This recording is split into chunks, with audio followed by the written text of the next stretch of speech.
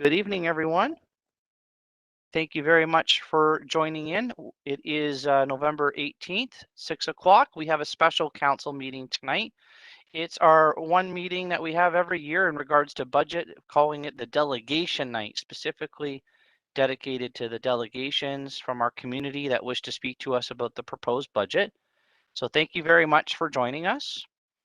And I'd like to officially call the meeting to order right now. And by doing that, it means we're going to have the Canada flag come up on our screen, and we'll focus on that for a moment as we move through our agenda.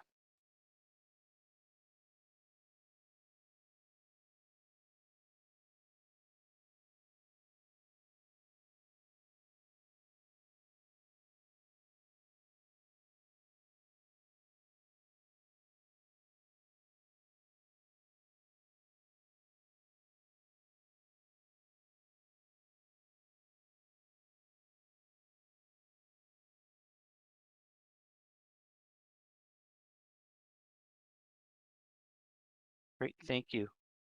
And now for a moment of silent reflection, please.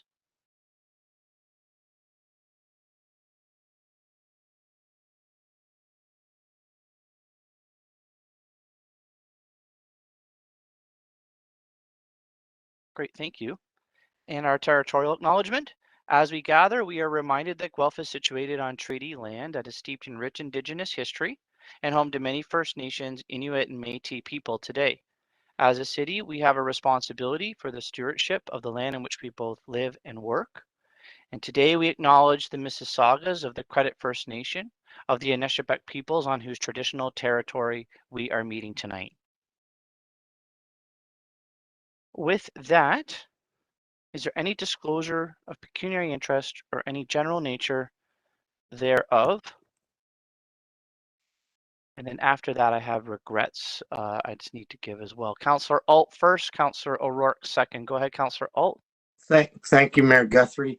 I will recuse myself from the presentation on Stonehenge by Ms. Kristen Kerr as I sit on the board. Although I received nothing from that, I think it's still appropriate to sit aside. Thank you.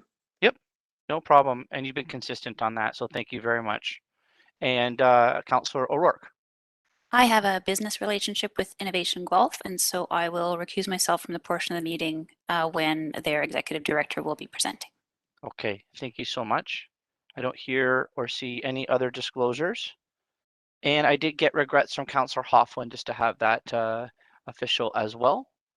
So thank you very much. So as I said, we're going to kick right into our delegations. Some are by phone, some are by video.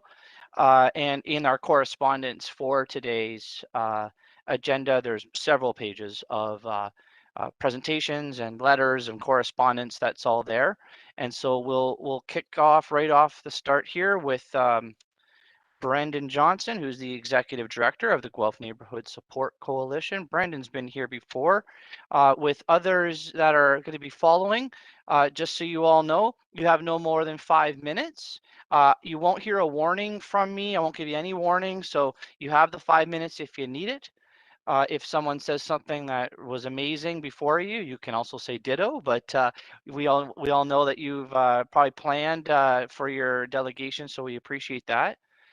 And so at 5 minute mark, I will interrupt you if you get to that point, but you definitely have the 5 minutes. So let's kick off with Brendan. I do think you're joining us maybe by video. I see your name on the screen.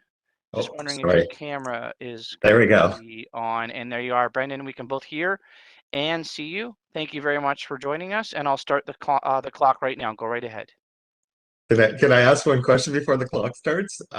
I don't know if slides will be shown to council while I talk or who I may guide to that, but I don't have to. But no, I was going to speak to some of those. But okay. No, that's okay. And I only I stopped the clock at 1 second, 0.9 seconds. So you're okay there.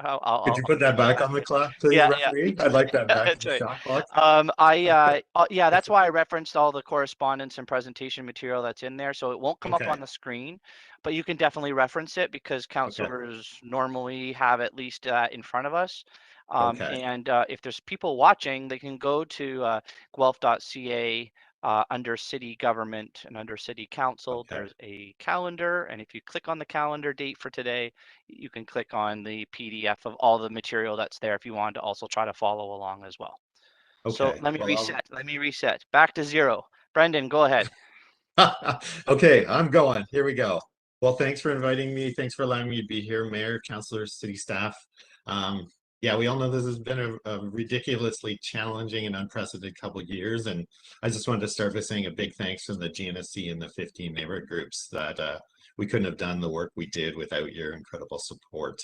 And just to clarify, I'm here tonight because our CBA is up for renewal, and I'm asking that the 2021 funding that we got for 1 year be extended into our permanent agreement. And there's some additional dollars to that, but that's basically I'm here to talk to that, because we've already heard renewal of the base.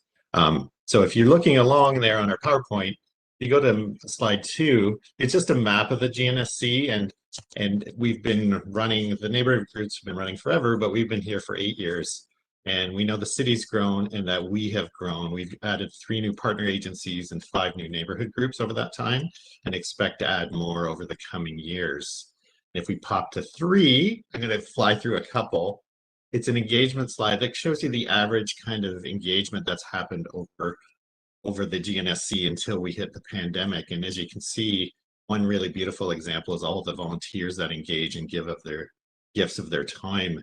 But I would ask you, while you're seeing those numbers, to maybe look past them and imagine all the connections and friendships that have been built and how that's creating well-being and a sense of belonging. And it's pretty hard to measure all those intangibles, but we're trying. The 4th slide would just show you, it was a reminder slide of what we asked last time and that what we'll be speaking to tonight. And Alicia and Barb will be talking about food, and Kevin Sutton will join us about the equity work. But we go to the slide 5, you can see that there's been a tremendous amount of work getting food out to community and in the community, by the community, for the community. And these have been some of the most isolated and kind of besieged people by the pandemic. But what I kind of said above is it doesn't show is all the interactions that have happened with our staff and our key people, the phone calls, the distance visits, the referrals and supports to get them other access to services, and the connections that were kept despite all odds of, internet and equity around that kind of access. And what it was really important to that, besides the essentials, but that these individuals knew from that contact that they matter and they're important, that they feel loved and cared for by the community.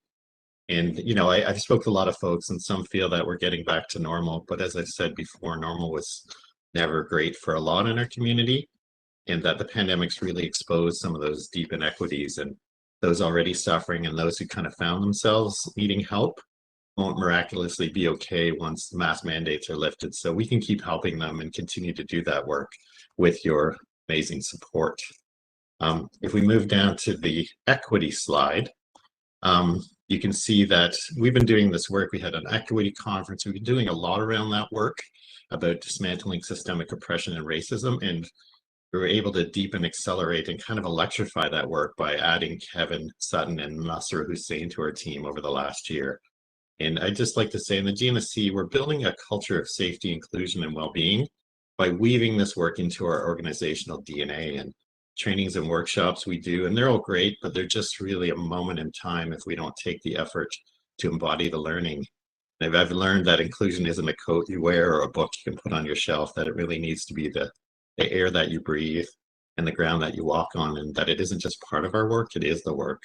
And as always, we've been sharing those learnings with the city, the university, all of our friends and partners. We're really excited about building a community of practice together around this equity work. And then if we jump to number 7, or the leadership and advocacy, I want to really highlight this because we're really proud that we're the organization that the city's invested in to be our community connector. We were there helping support the creation of the original community plan, and we're at the table now, the development of the plan to eliminate systemic racism. We're there at the start of the smart cities, working on the initial grant work and getting that out together, just one part of a big team. And now we're an integral part of the nutritious food stream conversation. We've also been a part of the community safety and well-being plan. Finally, we seem to be the great people and connectors for city staff who want to connect to projects. Like, in fact, yesterday I heard from someone about the Adopt a Park project and how they could find people in the community to be part.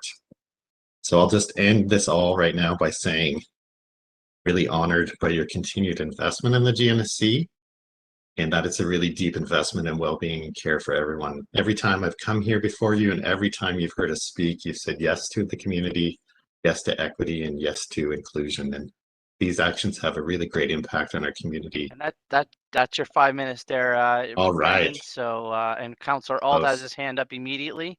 So go ahead, Councillor Alt. Thank like you, an Mayor oxygen. Guthrie. I'll just Like turn it. off my camera to make certain I'm properly heard. Thank you very much, Mr. Johnson. What I heard, first of all, is that you said normal is never great for many in our community. And then I saw you reflect to the anti-racism, equity, and advocacy slides in your presentation. Yeah. Now, just today, the city of Guelph came out with a community plan with regards to systemic racism. What I'm curious about is how the work of the GNSC complements or enhances, or it runs parallel to what the community is doing. Is there any way for you to comment on that? I have one other question as well. Yeah, thanks, Phil. Yeah, and when that second phase, or I don't know what we were calling it, Community Plan 2.0 was brought back to the table, we were invited back to that table, and Kevin joined us, and Nusra joined us, and myself. We've been there through all those discussions, and Nusra has a master's of public health, so she's been working on some of the metrics and evaluation parts, and she was also part of the working on the Guelph-Wellington LIP survey on discrimination in our city. So I think we're playing a pretty integral part in bringing community to those conversations.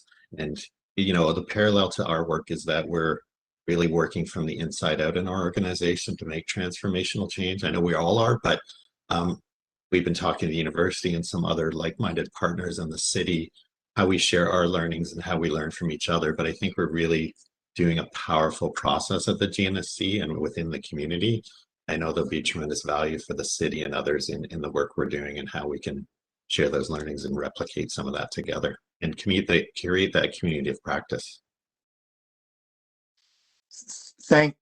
Oops, wrong one. Thank you. I'm hitting the wrong buttons here. One last point. Years ago, I think it was about 3 years ago, when former Chief DeRuyter was the chief of police, I believe that you came forward with a request, at which point the police had offered to forego some of their budget increase. I can't remember exactly how it worked, but it strikes me that one of the goals that you're dealing with is prevention as a goal of the GNSC versus protective intervention within the community, whether it's by the police or perhaps the support of women in crisis or other support agencies. I'm just wondering, because we are dealing with money here, whether there's any way that you can comment or measure the effectiveness of the funds that you are receiving on these particular issues. I don't know whether you can or not, but I thought I'm going to ask it because your budget is relatively small, but I just want to know what kind of bang for the buck are we getting? Yeah, I didn't bring those direct stats and I can supply them to council later, but yeah, I can say that, you know, what's a good metaphor, right? If you don't, you got a leak in your walls and the plumbing, you don't fix it, you know, it gets through to your ceilings and roof and flooring and you end up with a much bigger bill. And we've seen that in our work, you know, it's apples to oranges maybe a little bit, but, you know, I saw that the police had asked for 11 full-time additional staff. And, you know, I'm imagining at an average rate of what they get paid, that's over $1 million. And it's just, you know, at the bottom end, things cost a lot more than they do. We work with people at the other end. If we get them food, find them housing, if we just reduce isolation. One of our our organization was one of the founders of the Adverse Childhood Experiences Coalition and the SEED. And so we know, we're pretty good at knowing what protective factors do in a young person's life and how it helps them, you know, when you look at ACEs, and people have, 4 or more adverse childhood experiences in their life that go unmitigated, the health outcomes are everything from mental health to physical health to pulmonary disease. Like it's across the spectrum. But if we can intervene with positive things for people to do and get them access to the essential goods that they need, that we really can alleviate and mitigate those things. So, I mean, it makes sense at a human level, but at a financial level, the cost to our healthcare systems for people who are facing adversity are astronomical. I can get data for that for you to back that up, but we certainly know that. And I think if we don't continue to invest at that end of things, that, it's going to be 3 or 4 times the investment at the other end. Much. Thank you, Mayor Guthrie. Okay, I have Councillor Downer, Councillor Gordon, Councillor O'Rourke. And we Thank do you. have others from GNSC coming up as well to validate some of the things that Brendan has broached for us. Okay, thank you. Through you, Mr. Mayor, to Brendan.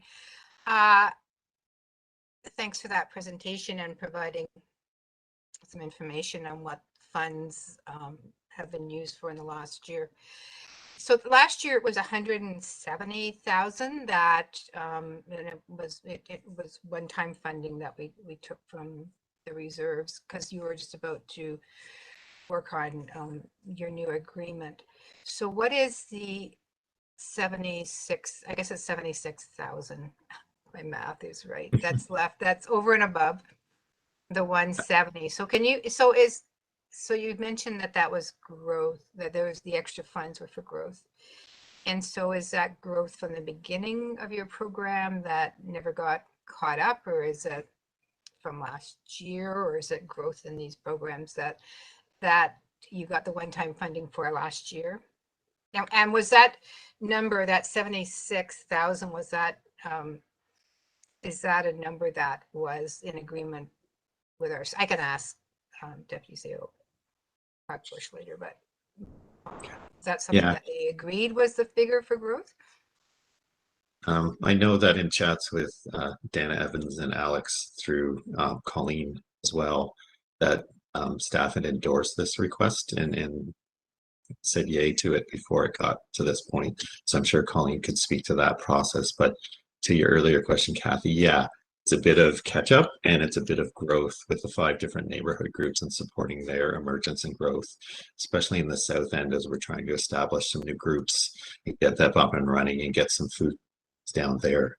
But it'd be hard to remember, you guys all have so much on your plates, but at the last council, we'd actually requested more money. And at that time, it was trimmed to 170. So our larger ask was roughly there last time, but it was decided at that point that there would be this one-time funding. But it's a combination of catch-up. It's a combination of new and emerging groups and duties and some additional hours for some of our staff who've had to kind of up their game to meet some of the growing needs of our community. And what part of it was that we didn't fund last year? It was that part. You funded directly food security and directly our equity and inclusion work, but the additional funds for the supportive growth and others was deferred. Was not Yeah. funded. Yeah. Okay. And how has so you've shown some stats for how about what's been going on, but what kind of emerging trends are you seeing now, or has that helped that gap at all in the area of food security? And well, I understand that the anti-racism work has sort of been ongoing, but around the food security. Yeah, well, I guess that there's been a lot of really interesting developments. One has the seed has grown, and we've been more collaborative and connected in our food work.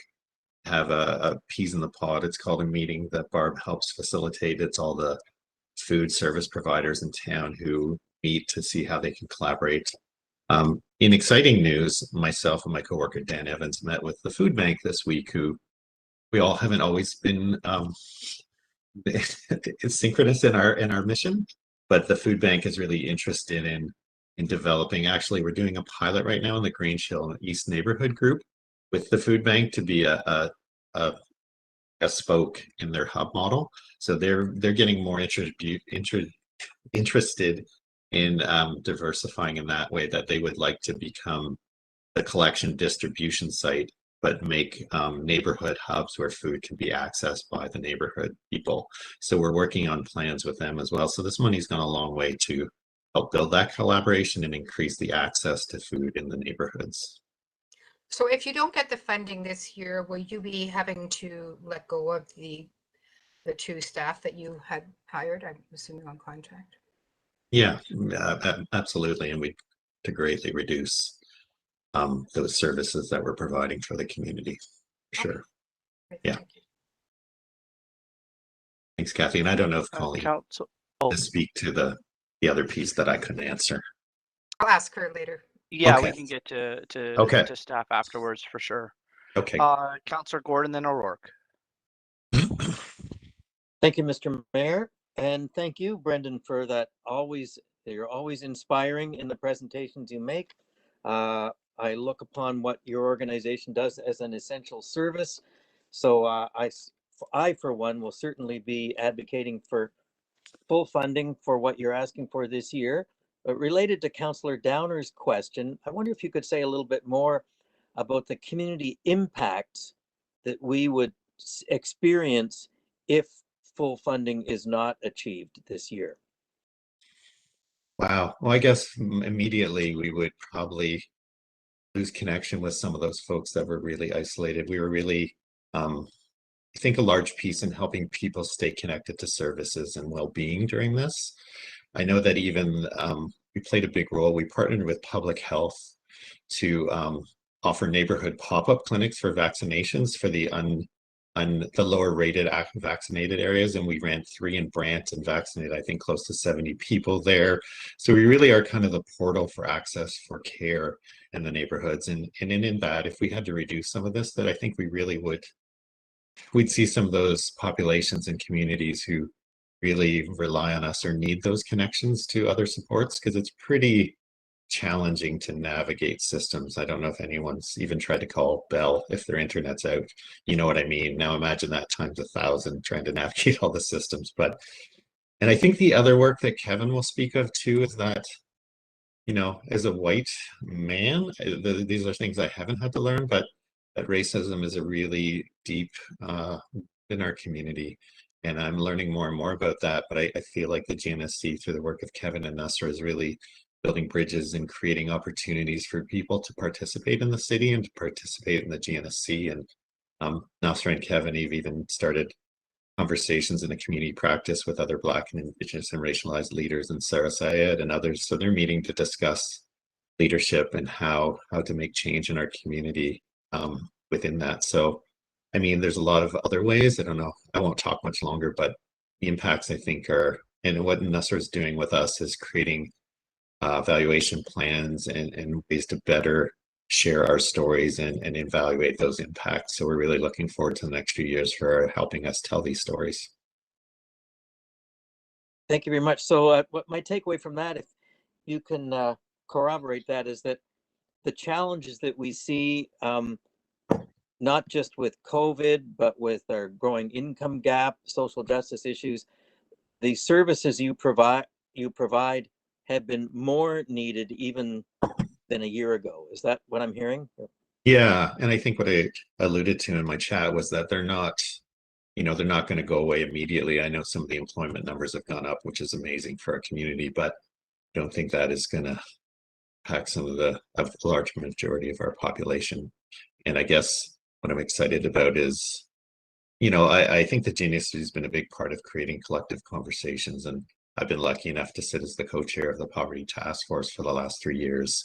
And I've seen the work we've got to do there and the great work by the mayor and council by aligning our goals together and finding outcomes together and not working separately and siloed. So I think the GNSC is really great at creating collaboration and real connection. So yeah, I see our work at many levels on the ground, creating those connections and advocacy for larger issues and bringing community voice into those, James. But thanks for asking. Yeah, thank you. And Councillor O'Rourke. Thank you, Mr. Mayor. Through you to Mr. Johnson. Thanks for being here. I've done a lot of work in well-being and belonging and upstream stuff, so I totally get it. The question I have though is what percentage increase does this represent over your previous CBA? So it's probably the one from 2019. Let me do some quick math. I hadn't done the percentage yet, so let me do that if I may.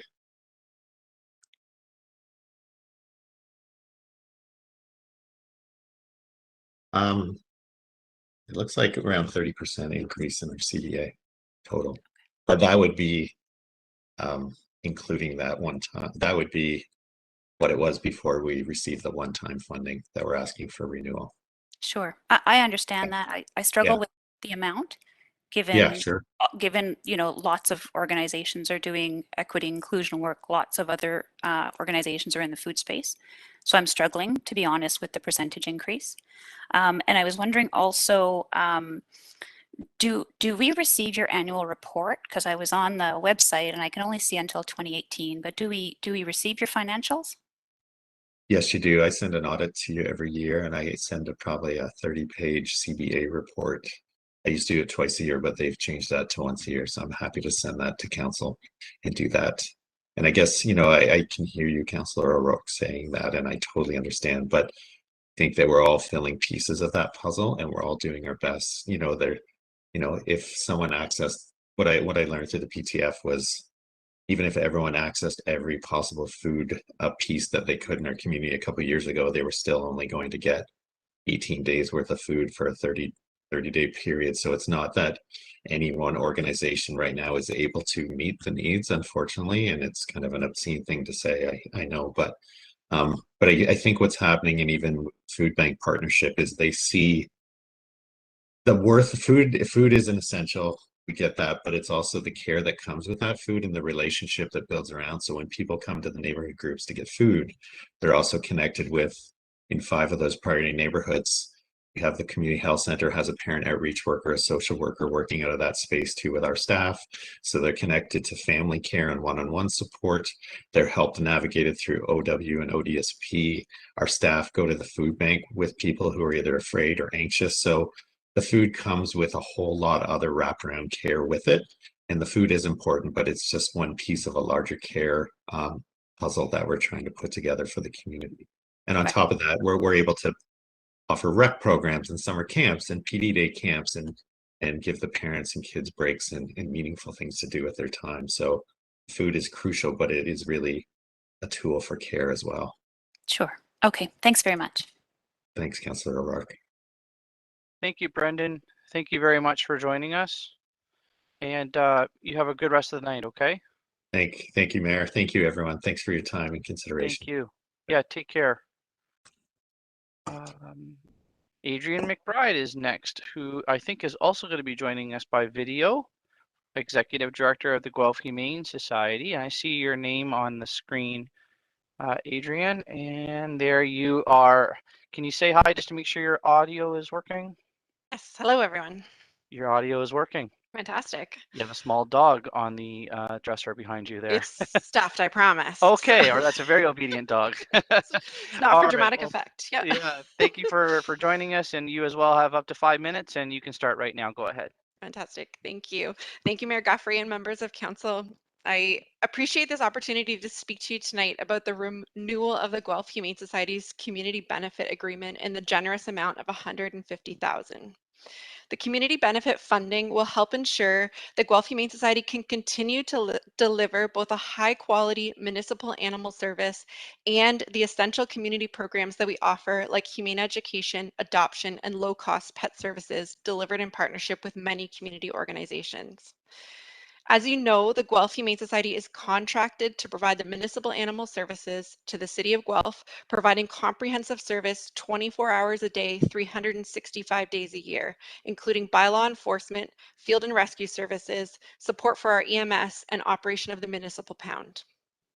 As a charitable humane society, the Guelph Humane Society is available to Guelph and Wellington County to help with any animal-related concerns, including outreach, accessible pet services, pet and farm adoption, lost and found services, wildlife care and education, volunteer opportunities, pet relinquishment, and emergency boarding.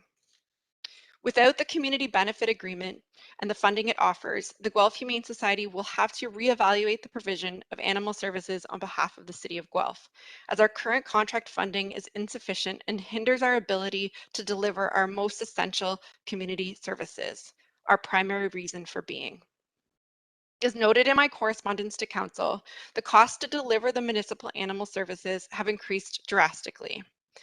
The scope of service has increased as it relates to animal-related bylaws and provision of dog parks.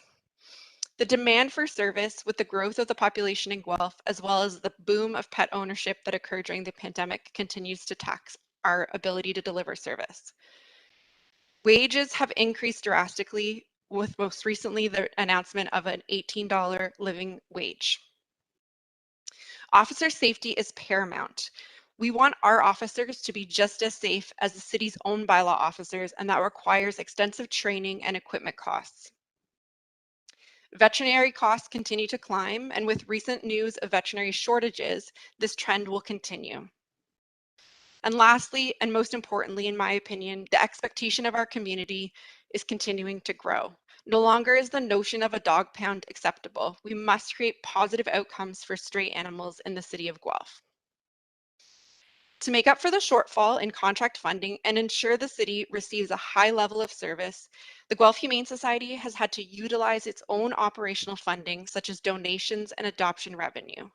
The use of these funds impacts our ability to deliver our core Humane Society services, which greatly benefit the residents of Guelph, and our necessary community services that our donors and supporters want and expect us to deliver. It is important to note, while this is the first time our organization has appeared at Council regarding the Community Benefit Agreement, this renewal represents no additional funding to the Guelph Humane Society beyond historical amounts given through the CBA in 2019, 20, and 21.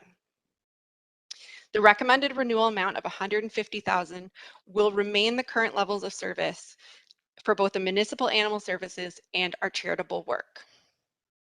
The Guelph Humane Society values our partnership with the city, and we want to continue as strong partners in the provision of animal-related services, whether they are municipal or through our charitable work. Offering accessible pet-related care services and veterinary care is an important part of the One Health model in our community. We are ensuring and preserving a strong human-animal bond through the support services we offer. We believe that together, GHS and the city can have a strong impact on the needs of our community. Once again, thank you for considering our CBA renewal request, and I'd be pleased to answer questions or give further specific examples. Thank you. And for the second time in a row, we have Councillor Alt with his hand up first, and then Councillor O'Rourke, and then Kerr. Thank you, Mayor Guthrie. It's actually a question, a point of order for you. I just want to clarify that we will be able to confer with staff on requests such as the Humane Society and the GNSC, just to make certain that we're properly familiar with the staff's position on these. Yes, of course.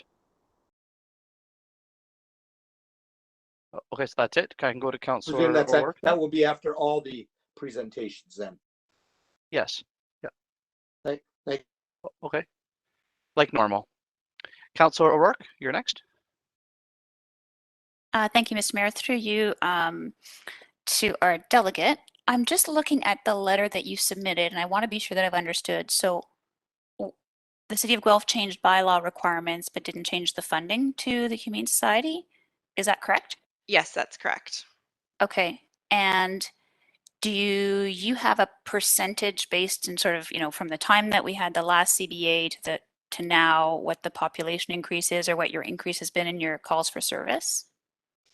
I don't have that specific number, no, but I'm certainly happy to follow up with that.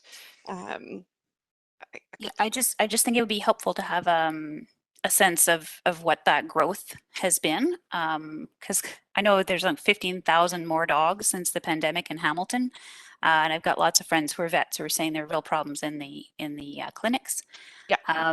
So yeah, it'd be helpful to just get a sense of what the growth has been related to our changing bylaws and also to the demand in the community. And so just to clarify, you're looking for our call volumes in relation to population, or is that? Just it would show us how your call volumes have increased would be helpful for pound Okay. services. Yeah, thanks. Thanks, Councillor O'Rourke. Councillor Karan is next, please. Great, thank you, Mr. Mayor. My question was similar to Councillor O'Rourke's, because in your presentation, Ms. McBride, you mentioned the implementation of off-leash dog parks as one of the reasons behind increased calls for service. So I'm wondering if before we make this decision, if you could provide some data along the same lines as Councillor O'Rourke's request on how many of those calls for service are related to the dog parks.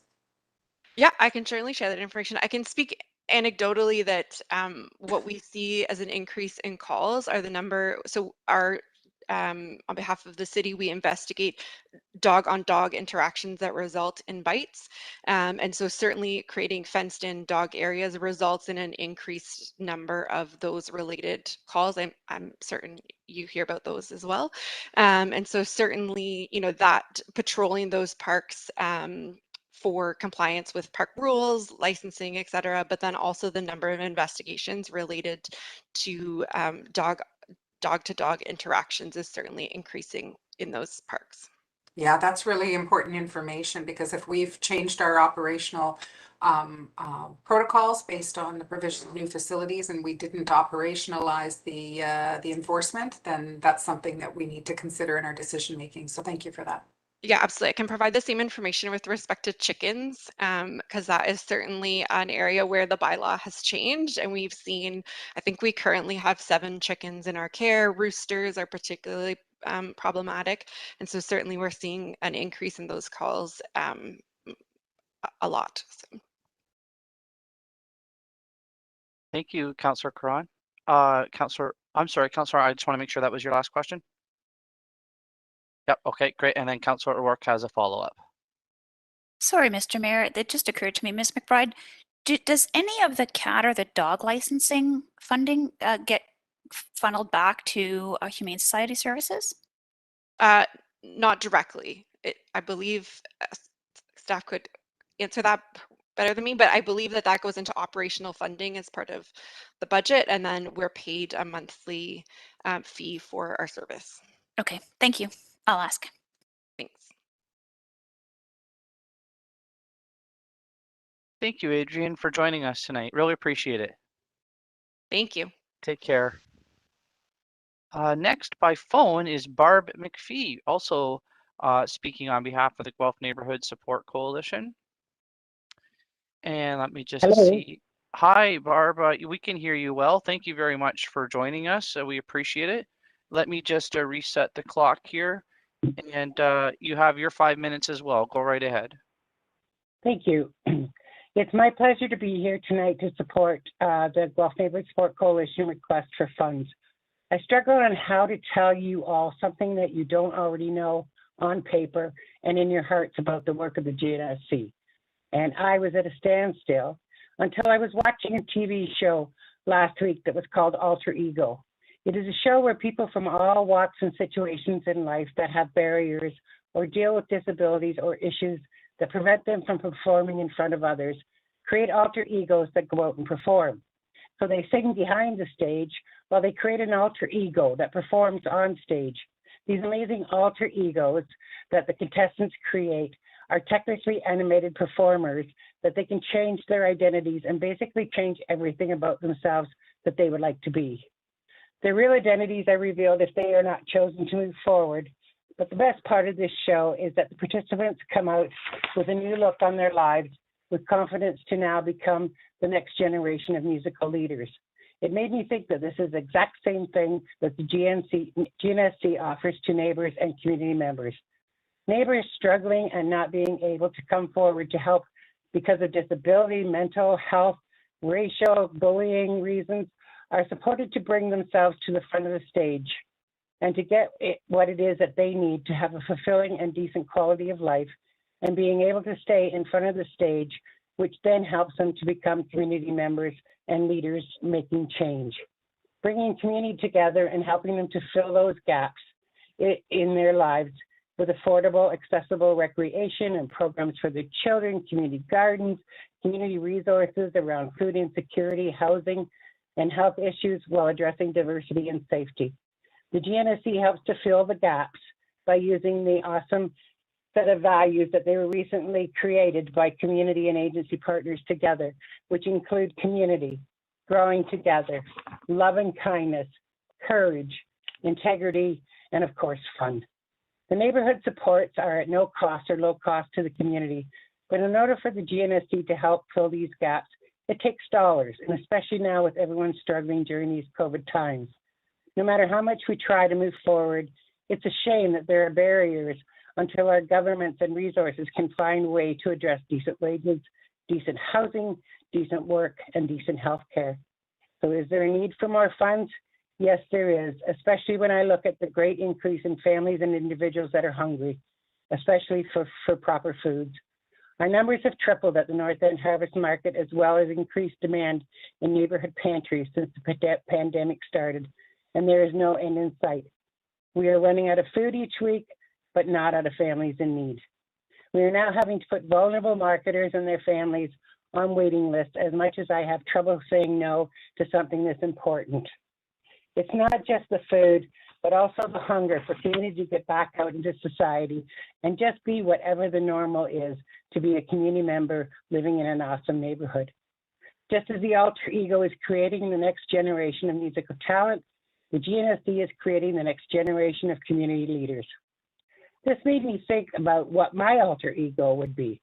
And besides being 5'11", long, flowing auburn hair with a Barbie doll figure, not this Barbie, but the real Barbie doll, and 40 years younger with a halo, of course, my alter ego name would be Gap Filler, and the song I would be singing would be the praises of the city of Guelph for understanding the importance of the GNSC in creating a wonderful community. Thanks for all your time and dedication to our wonderful city and to our vibrant neighborhoods. That's it. Thank you so much, Barb. We appreciate you calling in and giving us your delegation. Let me just see if there's a follow-up for you. And no, there is not. So thank you again. Have a great night, okay? Thank you. Take care. Next, also in regards to the Guelph Neighborhood Support Coalition, we have Kevin Sutton, who I believe is going to also join us by video. And the name is on the screen, so we'll just see if your video kicks in, which it does. And can you just speak for us, Kevin, to see if your audio is coming through? Very, very low. Or A little bit better? that's better right there. That's better? Perfect. Yeah, unplug the headphones. Sometimes that's an issue. Okay, perfect. You're both coming through audio and video fine now. Perfect. And I'll start the clock. Go right ahead. All right. Well, thank you, Mr. Mayor, councilors, and city staff. As Brendan has spoken and Barb has spoken very eloquently about the GNSC, we are facing unprecedented challenges, you know, in terms of COVID, in terms of systemic oppression, in terms of climate change. We're at a point where we're trying to address a just recovery. It's very difficult. So what I'd like to talk in terms of is what is the return on investment in the GNSC? I want to talk about what Guelph's future is. So what's been emerging through the pandemic has been a different type of economy called the well-being economy. And through this well-being economy, what we're finding is that the shift is going from financial outcomes to well-being outcomes. How can we make well-being outcomes a reality for the community in Guelph? And in this process, we're finding that there are national and local initiatives that are working in this direction. And the one thing that a well-being economy requires is proving your well-being outcomes. What we need is metrics and we need measurement. And no organization is better positioned to provide such things as the GNSC, who has on-the-ground relationships, being able to directly demonstrate how well-being can be achieved. So one of the things that we're doing with the GNSC is working with something called Reimagining Community Care. And in this process, what we're realizing, as Brendan said before, this kind of thing has to be in the DNA of an organization. You can't put a patchwork on top of an organization and try to end racism. You have to redesign your systems with these marginalized people in mind. And the GNSC were engaged in that process. One of the reasons why we're able to do this so well is because of this access to community of voice. These relationships that have been built up over 8 years, these trust relationships. The GNSC is on the front lines of all of these things, and we see what the effects are, and we've built the trust relationships necessary to be able to develop certain types of metrics that can let us know how is well-being being achieved in our communities, and how can we track this so that we can know that what the work we're doing is working. And not only that, these metrics, as we start to develop them, and on other like the community people working with the community plan are developing these metrics. Even on a national scale, the Wellbeing Alliance Canada is working on these metrics. The government of Canada is working on these metrics. But what we find when we work with community first is we get that integrity of the good data, and we're able to do this in a more authentic way. Instead of things being prescribed for community voice is able to be brought to the table and be a part of what we create together. So what does that do for Guelph? In terms of that return on investment, Guelph is perfectly situated to be able to thrive in a well-being economy. Guelph has been known for having this kind of background and has several active players in this economy. With this national hub that's being created, Guelph has an opportunity to participate in that hub and potentially even be the home for a national convention of a growing and burgeoning well-being economy as we try to face all of these challenges, as we try to redesign with marginalized people in mind, with climate change in mind, and with a just recovery from COVID in mind. So what I would say to the councillors is, because we are talking about money, we really need to think about what else is valuable coming in this future. These well-being outcomes that we can generate for community, the well-being we can generate for Guelph in becoming a hub that's kind of an innovator in this regard, since we're so well situated for it, and the GNSC is so well situated to be able to do this kind of work with our program of reimagining community care and being able to model some alternatives and to be able to iterate some of these ideas and have that show up on the national stage and draw that attention to Guelph and also to Guelph's future. So I thank you, councillors, all for listening to my little spiel there, and I'm open to questions. Thank you, Kevin, for joining us tonight. And it looks like Councillor Gawler has a follow-up question for you. Thank you, for your worship, to Mr. Sutton. Thank you for your presentation. As we move forward for the budget deliberations, I know we're going to be exploring ways that we can reduce funding from different programs to cut a little bit here, a little bit there. And what I heard from Brendan was that if we were to reduce some of the funding that we gave last year to the GNSC, it would be from the programs that you're directly involved in, the equity and inclusion program. So could you give me some examples of the impact to our community of the work that you have been involved in the last year for yourself and for NASRA? Sorry, one more time. Are you looking for examples of the work? Yeah, of the work that you have been doing, how it has impacted community members, so that if that was not available, next year, what would that loss be like for people in our community? So this kind of work happens on two levels. It happens the fast and the slow, right? Mm-hmm. On one level, you can't build trust overnight. You can only build it at the speed of trust. And what happens with marginalized communities is that they've been oppressed for so long that you can't just walk in, as I'm sure folks working on the community plan have discovered, you can't just walk in and expect them to trust you right away when there's been basically bad faith in the form of systemic oppression over this long period of time. So what we've been doing is we've been working on being able to reimagine the way that the GNSC operates with them in mind, right? So our process has kind of followed the values process that the GNSC has been working. Now we have the values team working together with the board to reimagine what their relationship might look like, to be able to welcome more marginalized people onto the board, to make room in the organization for more marginalized people to participate. And from that leadership position, because the leadership is really where the change needs to start, we need to now then involve the staff in being able to care for the staff in a way that allows for more marginalized people to join our staff. We have one single other Black member, staff member. And oftentimes what the staff faces in frontline work is they face an extreme amount of racism. And that has them leaving. How can we create care for those staff members? And then it goes beyond that. Those staff members immersed in this, with all of these trust relationships in the community, it allows for the community now to be able to feel like they're represented when the people who are working with them look like them. So it starts at leadership, and that's where we're starting. We've also been doing some training, and some of the neighborhood groups have been requesting it. For example, with the King George Parent Council. And we've also been starting these partnerships to be able to really, it does come down to measurement, right? Because it's one thing to be able to say, you know, okay, here's this program, here's that program. How can we know how this is progressing? We have to look at measurement. We have to be able to track it. We have to be able to know that what we're doing is working. And when we can do that, that in of itself has deep value for the community, right? And it also has deep value for Guelph. And we can put ourselves on the map and we can have those kinds of numbers. Okay. Thank you very much for those examples. I really appreciate that, Mr. Sutton. Sure. That's it for me, Your Worship. That's thank you. That's it, Kevin, and we appreciate again you joining us, and thank you again. Thank you. Take care. Let me see here on my list here. We have Alicia Arnold from the Two Rivers Neighborhood Group. I think also speaking in favor of the Guelph Neighborhood Support Coalition. Alicia, I see your name there, and I think, and there you are on screen. So thank you very much for joining us. Can you just speak so I can make sure we can hear you? Hello. Great, coming through fine.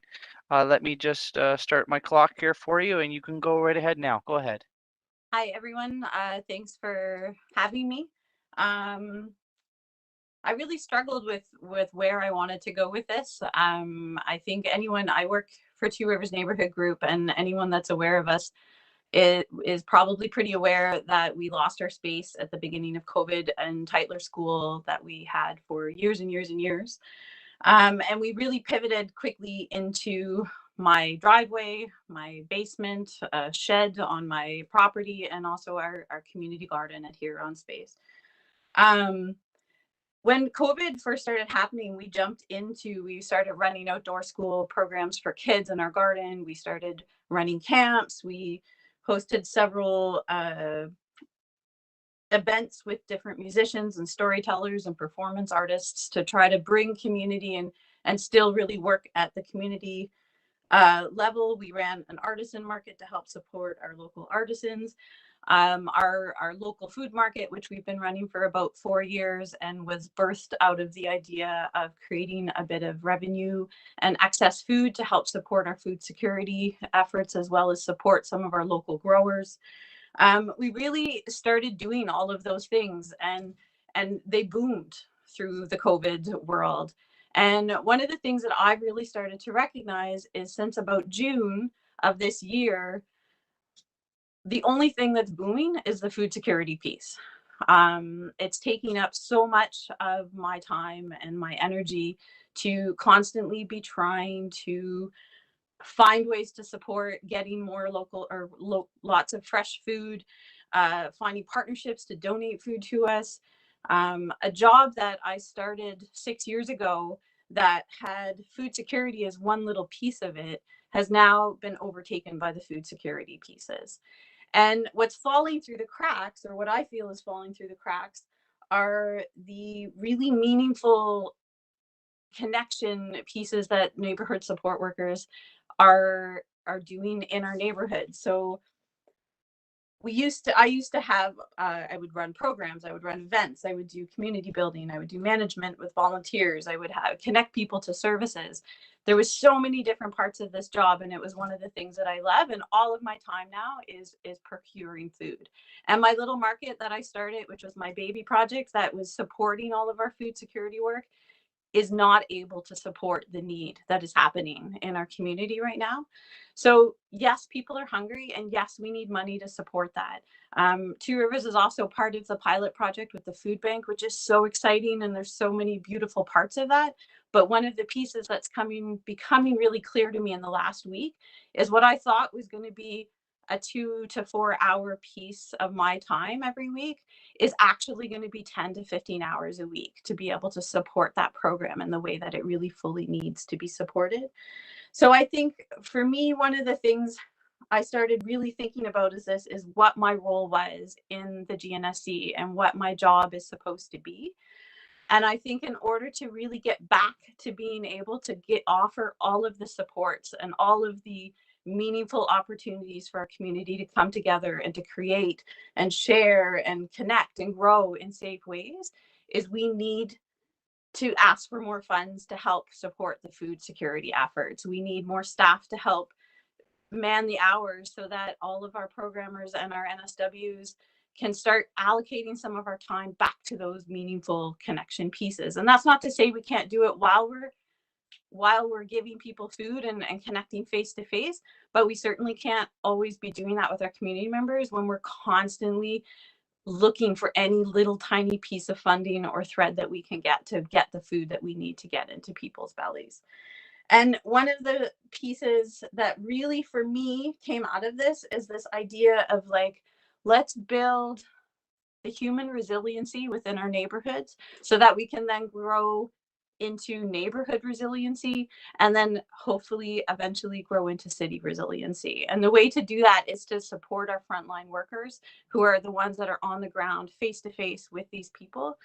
And for the GNSC, that is more funding to help support the work that we're doing with food so that we can get back to the things that are just as important as hungry bellies that we just don't have the time and the resources to do right now because we're so overtaken.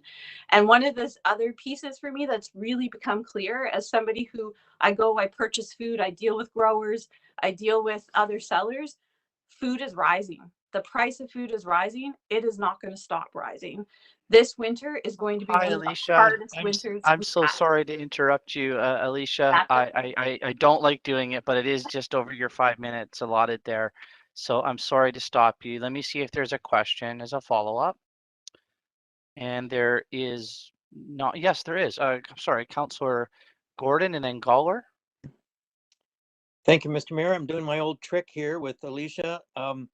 I was very intrigued. It sounded like very valuable information you were imparting to us. Is there another point that you missed telling us because your time ran out that you would want to share with us? I just think that people keep talking about going back to normal. And as Brendan said, normal wasn't really that great, but we're never going to go back to normal. I think the impacts of this is going to be with us for a really long time. And we're seeing that in the rising food costs, the rising gas costs, the rising everything costs. Mm-hmm. And I think not only are we now supporting the people who are always vulnerable, we're now supporting the other people who are vulnerable because of the journey that we've all taken together in the past 2 years. Great. Thank you. Thank you, James. And to Councillor Gawler. Thank you, and to your worship. Thank you for your presentation. I was hoping to get a little more clarity on what you were saying about there being more people that are now vulnerable, because we see that unemployment numbers are back to what they were pre-COVID. So help me understand. If you're seeing more of a demand for services now than you did in 2020 and 2019. For me, one of the things that I've seen is, so when I talk about my little local food market that we ran, I would say that is the one thing that's dropped for us, is the people that are able to come and purchase food is what's dropped. So that's why that's not really sustainable anymore, because the need, just like Barb said, Two Rivers as well has seen the need for the free food Fridays and the hampers go up 3 times. Where my marketers have dropped probably by 1/3 of the people that are coming. They're still coming, but they're coming for free food. They're not coming for other food.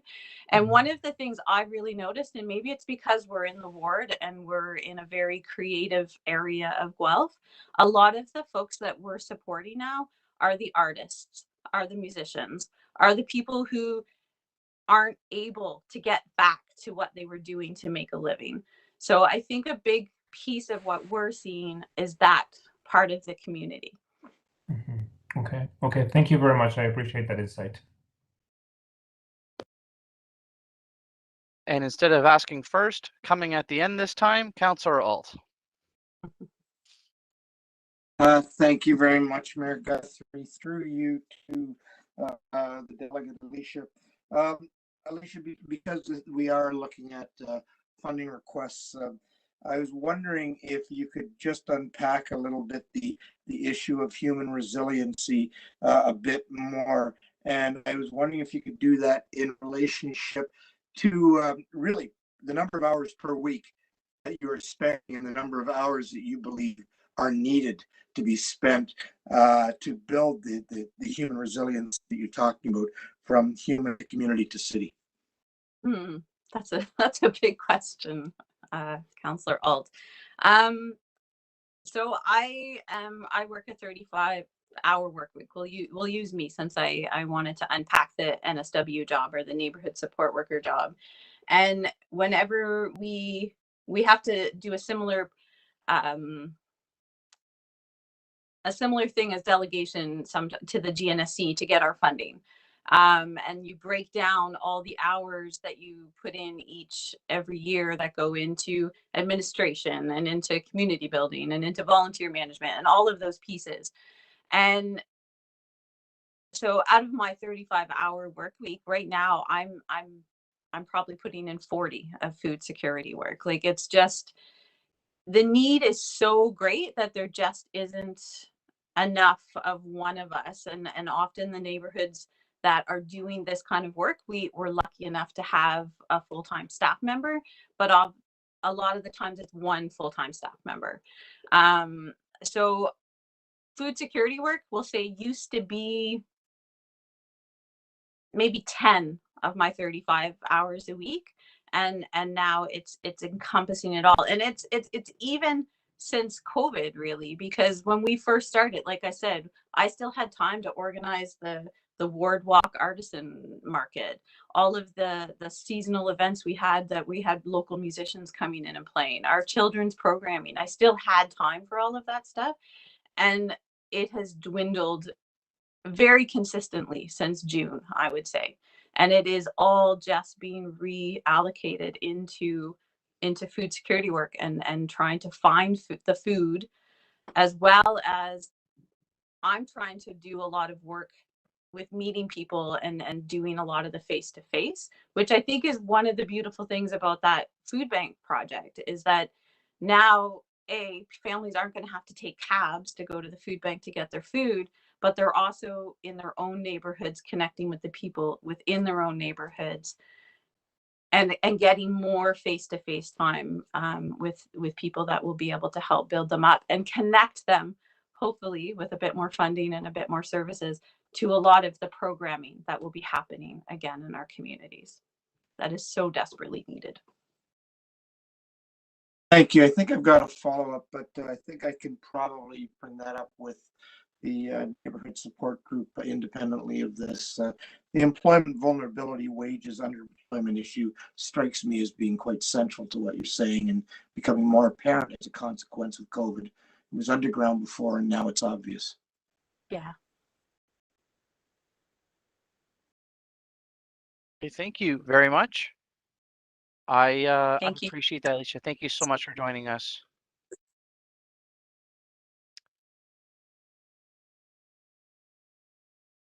Okay, I'll just go to the next one. Oh yes, the next our next one has removed herself from delegating, so we're going to not have Sarah. Sarah's not joining us tonight. The next one is Melissa Kawatoski from the Guelph Community Health Center. And Melissa, are you? Yes, you're already there. Beautiful. Can you speak so we can hear you? Evening. Okay, great. Just asking maybe just to speak up a little bit more. It could be my drummer ears, but just to speak up a little bit more if you could. And I'll start the timer for you now. Okay, go right ahead. Okay. Thank you, Mayor and City Council. Is my volume okay now? Awesome. Thank you. I'm here tonight on behalf of the Guelph Community Health Center requesting funding for the continuation of a really important program in our community, the Welcoming Streets Initiative. Our current community benefits agreement will expire, and we're asking for 2 additional years. So another one-time funding request, but this time for 2 years of funding to allow us to evolve and scale the program in a way that we're not able to do right now with annual funding. I think you all know about the value of the program. This is the 3rd year we're coming to ask for funding, and you've been so generous to continue to fund us over the past few years. I think it's a running theme tonight around the impact of COVID on communities that have been historically marginalized, and this program is no different. So the landscape has changed significantly in terms of support organizations that offer services in the downtown core. And Welcoming Streets has really filled that gap during COVID and continues to do so. This program has historically received funds from several organizations. The City of Guelph has always been a huge supporter. The Guelph Police Service, the Downtown Guelph Business Association, and in the past, what was known as the Local Health Integration Network. What we're asking for is the same contribution that the City of Guelph has given in the past, which was $91,000 a year to support our annual operating funding, which supports 2 full-time workers covering and dedicated to the downtown core, responding to business concerns and supporting people and connecting them with longer-term supports and services. So we're asking for that same amount, but over a commitment for at least 2 years of funding. And so I just wanted to highlight that while we're hoping to align with the city's existing budget planning cycle, our ask at the end of 2 years will be for sustainable funding for this program from the community, not just from the City of Guelph, but from other partners as well. At the time of submitting my delegation package, I had been working with County of Wellington staff to see if they might be able to contribute something to this program as well. At that time, they were not able to do so, and what we had talked about is continuing our partnership in ensuring the integration between the Welcoming Streets Initiative program and all of the housing-based supports that the County of Wellington offers. Since that time, we have decided to request to delegate at Social Services Committee, so that will be in January, to request some additional funding for this so we can keep city staff updated on how that's going. Thank you very much. Thank you very much, Melissa. We appreciate your presentation. And let me see if there is a follow-up from O'Rourke and Goller. Thank you, Mr. Mayor. Through you to Ms. Kawatoski. Just a quick question. Is there not funding from CMHA in order to support what's clearly, right, a health issue? And has that request been made? Thank you so much for your question. I think everyone can understand right now the mental health and addictions crisis that we're in across Ontario. All mental health and addictions programming is underfunded. Wait lists have increased by, and Helen Fishburne from CMHA has all of these numbers, but wait lists have increased exponentially. So there is no additional funding. CMHA is struggling just to get through wait lists, and they have so many supports and services that are completely overwhelmed. So there is no additional funding available from that organization. And didn't the province announce mental health funding? Like, it's clearly mental health and addictions, right, is the bulk of the challenge. So is none of the provincial money, and I understand there's huge competition for the dollars, So have you applied for grants and is the Welcoming Streets program eligible for some of that? We have applied for a few pieces of funding. We're still waiting to hear.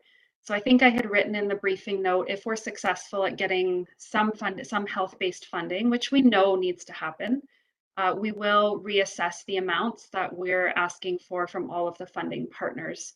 At this point, we have asked for funding from Ontario Health West, and we have submitted a funding request to the Ministry of Health and Ontario Health directly within the streams of funding that they are prioritizing for the upcoming year.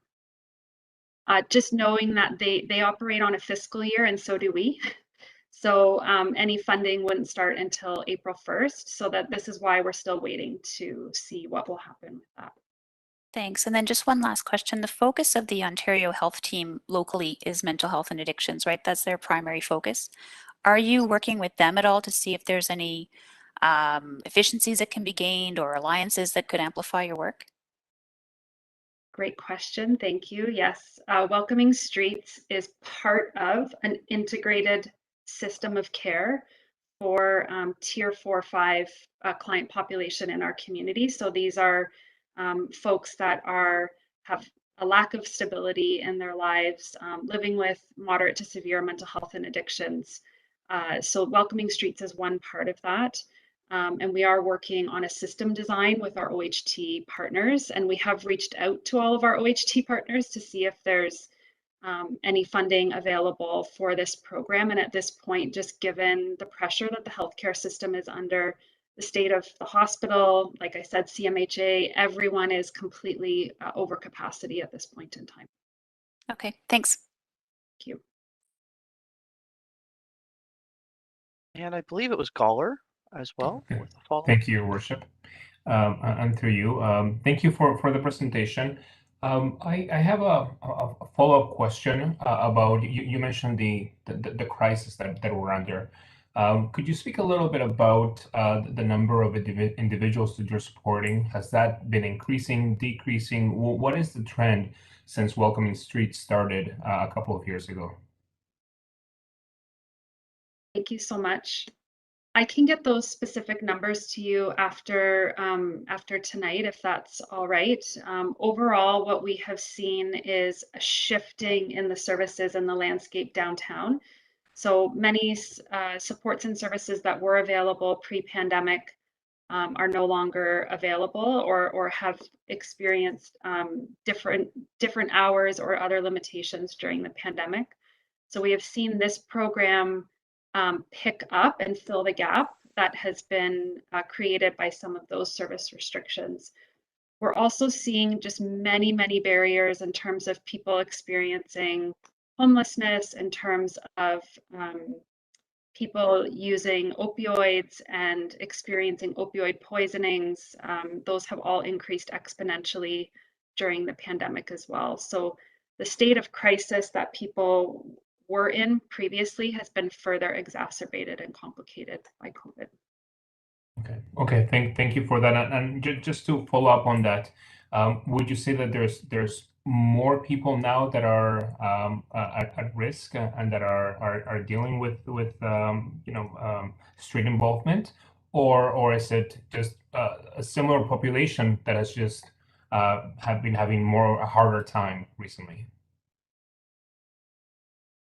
It's hard to know exactly because so many organizations are involved in what we're seeing generally in our entire organization at the CHC is people that we're serving people that we haven't seen before. We used to think we knew everyone in that was receiving services in this area from us, and we're seeing lots of new faces and people that we were serving before that were somewhat stable, at least, are now experiencing complete instability. So we're seeing that their situations have been exacerbated significantly.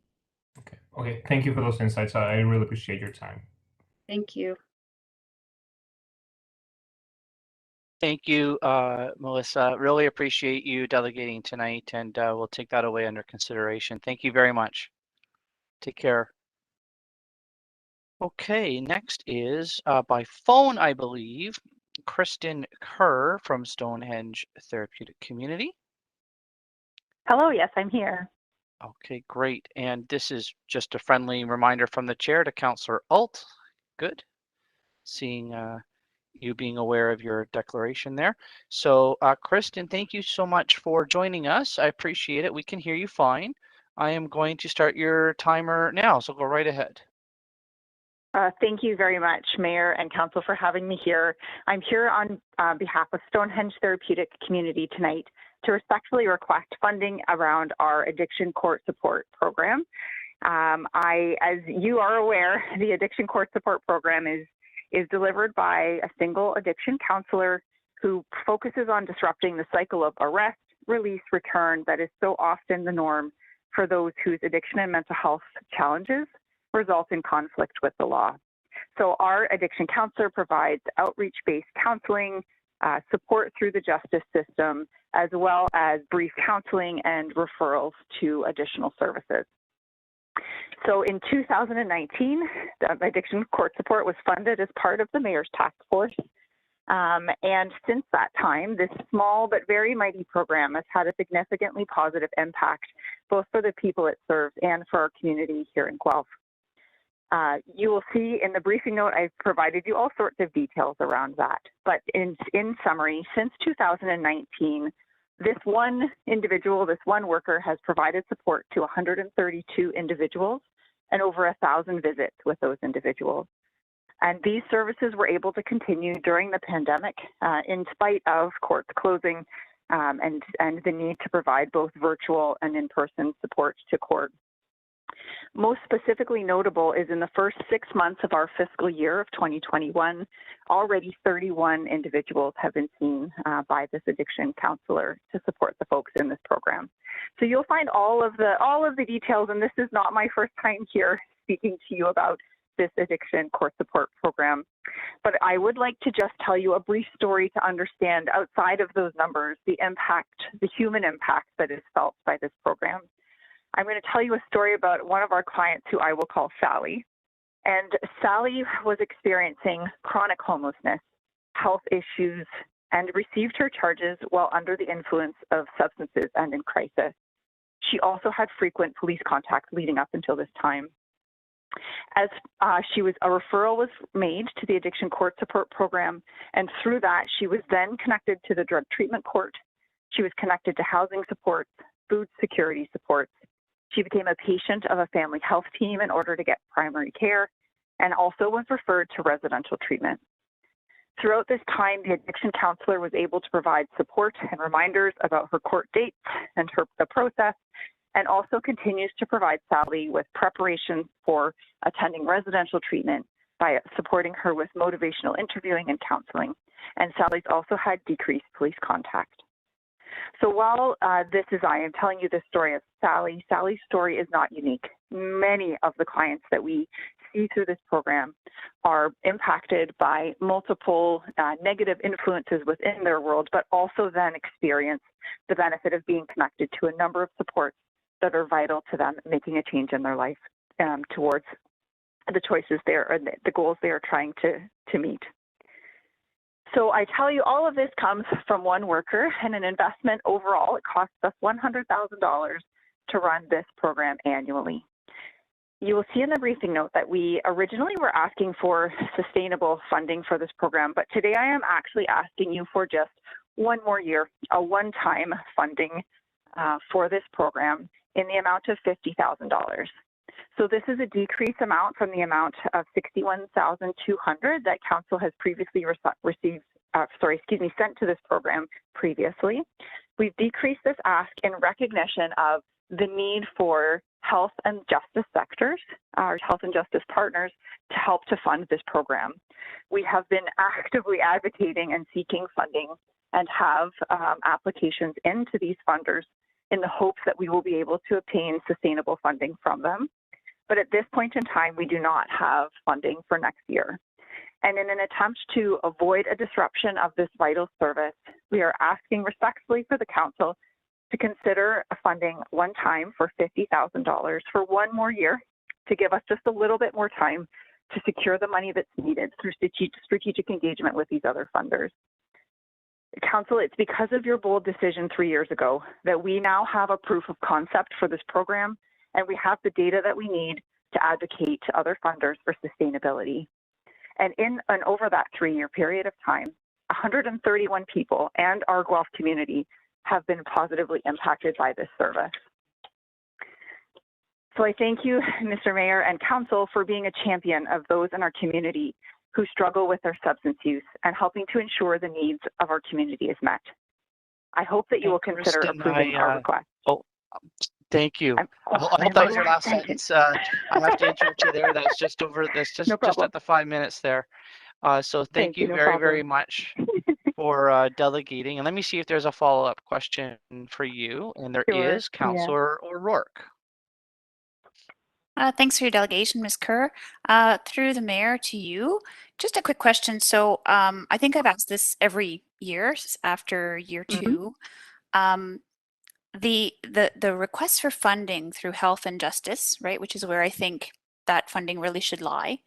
Have those funding requests been made before this year? Because we're now in year 3, right? So originally the mayor's task force had a number of funding requests. It was going to be 3 years. And during that period, there was going to be identification of other sources of funding. So did that happen?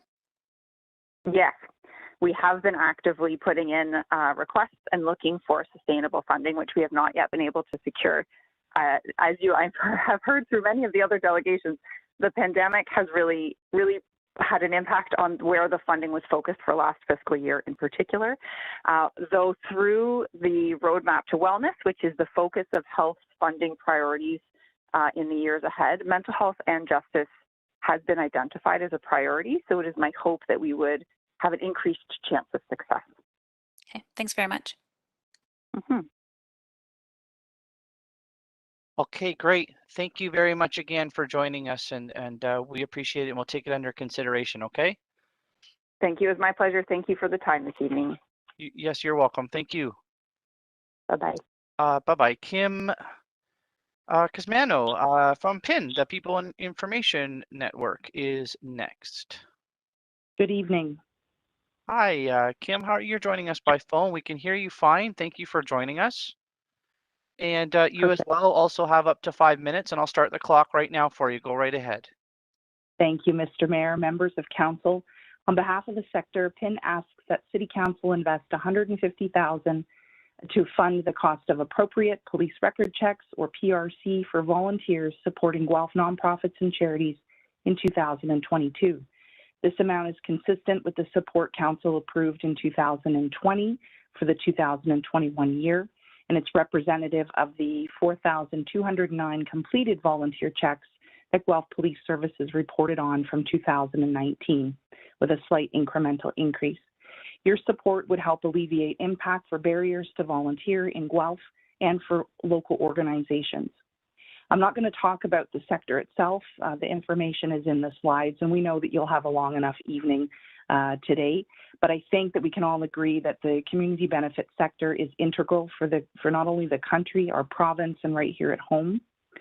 In Ontario, nonprofits have lost massive amounts of volunteers, 61%, as referenced to the Ontario Nonprofit Network State of the Sector report from July, and mirrors similar findings through our community benefit sector.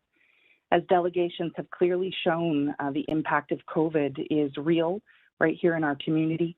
And in 2020, as we sought to understand the local impact of COVID, we embarked on a community benefits sector survey to learn what it would mean for Guelph and Wellington, and we repeated this survey in 2021. So slide 5 is a visual for the following findings.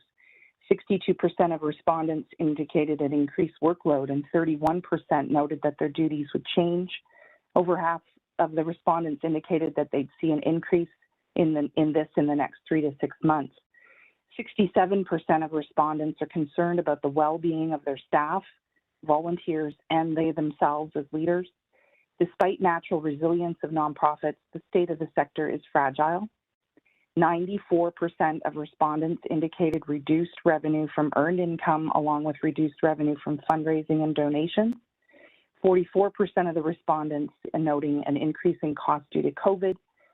50% of volunteers, 50% of respondents, had a decrease in volunteers contacting their organizations to volunteer.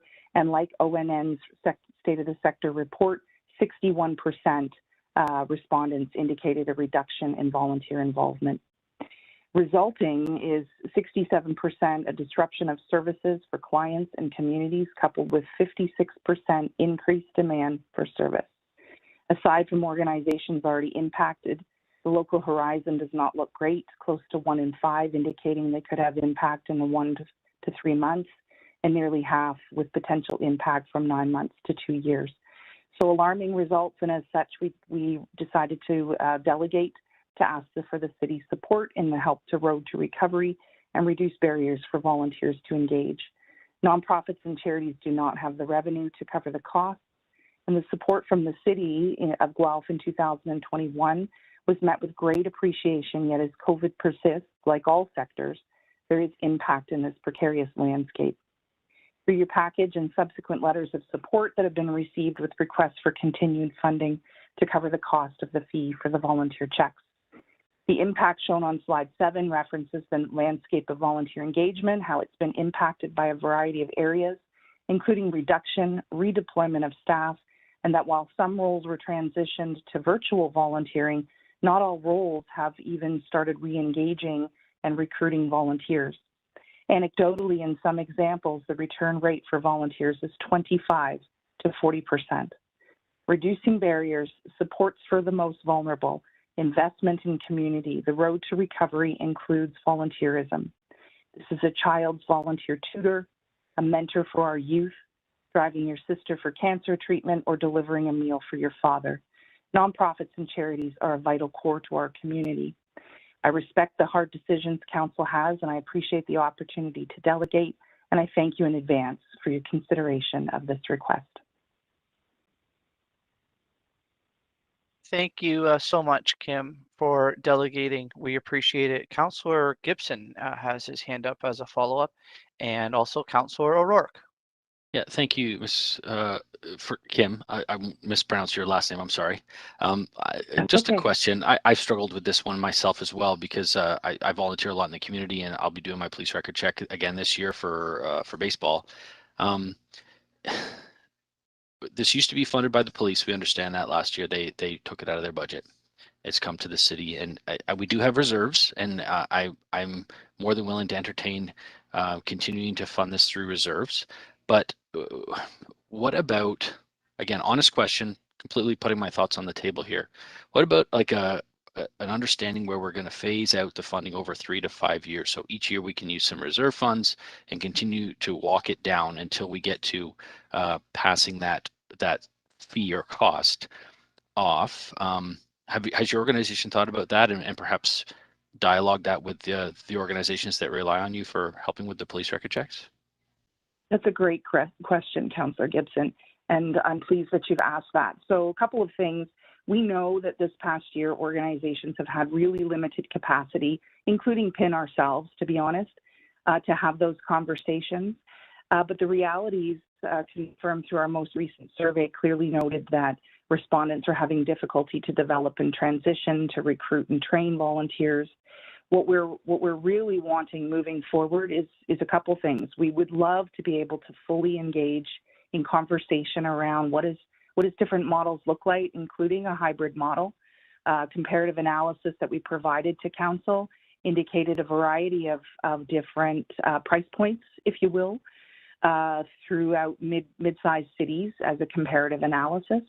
We would like to further engage and have conversation on what that model could look like for the city of Guelph. And yesterday I deputed, I guess is the right term, to the Standing Committee on General Government around their Bill 13 Schedule 20 that is proposed to cover the cost of police record checks levels 1 and 2 for Ontarians. The reality is, though, levels 1 and 2 are only appropriate police record checks that might be for a role who is a treasurer, for example, or is going to be handling some sort of finance dollars. Through their analysis of their own regulatory impact, they've indicated that that would account for 20% of the police record checks across the province of Ontario, and that they've obviously then noted that 80% is actually for the vulnerable sector checks. So, you know, again, your child's tutor, your youth's mentor. I'd like to see where the next amendment comes, which is coming out on November the 21st, is what I was told yesterday. So I'd like to see what that impact is. And I'd love to then be able to, as organizations are struggling really to manage the workloads that they have, and you've heard, you know, clearly heard that through delegation tonight, I'd love to be able to be in a position where PIN, along with community benefit organizations, along with the city, along with police services, along with other peers, could have conversation on what this might look like for the future. I just learned a lot, actually. Thank you very much for that response. So I'll commit to engaging with staff and talking about what this might look like next year. It sounds like things are moving on this file provincially, which is nice, but there may still be some stopgap needed, perhaps. So I'll commit to taking this offline and engaging staff with it. Thank you very much. Thank you, Councillor Gibson. And Councillor O'Rourke. Thanks, Mr. Mayor. Through you to Ms. Guzmano. Thank you so much for slide 5, which is a pretty stark illustration that, you know, the 94% of the charities that are struggling is a helpful indicator, I think. I just had a quick question for you. If the volunteering was down in 2021, then did the number of required police checks go down as well? And then if so, was there any surplus in the 21 funding that was accorded last year? That's a great question. Nationally, we know through Statistics Canada that the rate of volunteerism is now at 41%, which is a decline from the 2 prior years where those statistics, the General Social Survey was done. So what we do know is, 4,209, that's the reported number from 2019. In speaking with city staff, based on their fall kind of report that they would have received, my understanding is that it was about 75% of that fund that council approved that had already been accounted for in this year, in the year of 2021. Okay, so is it possible there's carryover then? I remember There that could now. We said there was money set aside, but it was sort of a pay-as-you-go almost, right? Right, to up to $150,000. And so again, at the last conversation that I would have had with city staff, it was sitting in around 75%. My guess would be that that would be a quarterly report, so that perhaps was a number from end of September. Okay, that's helpful. Thanks very much. You're welcome. Thank you, Councillor O'Rourke. Hi, Kim. It's Mayor Guthrie. I have a follow-up question. For once, I have a question. And look, I know this will be anecdotal off the top of your head probably, but one of the things that I know that I spoke of in favor of the one-time funding last year was, of course, at that time, everyone thought, oh, maybe we'll be out of this COVID thing and we'd be back to some sort of normal. But we did know that the sectors that you partner with would be looking for help, especially around COVID-related volunteerism.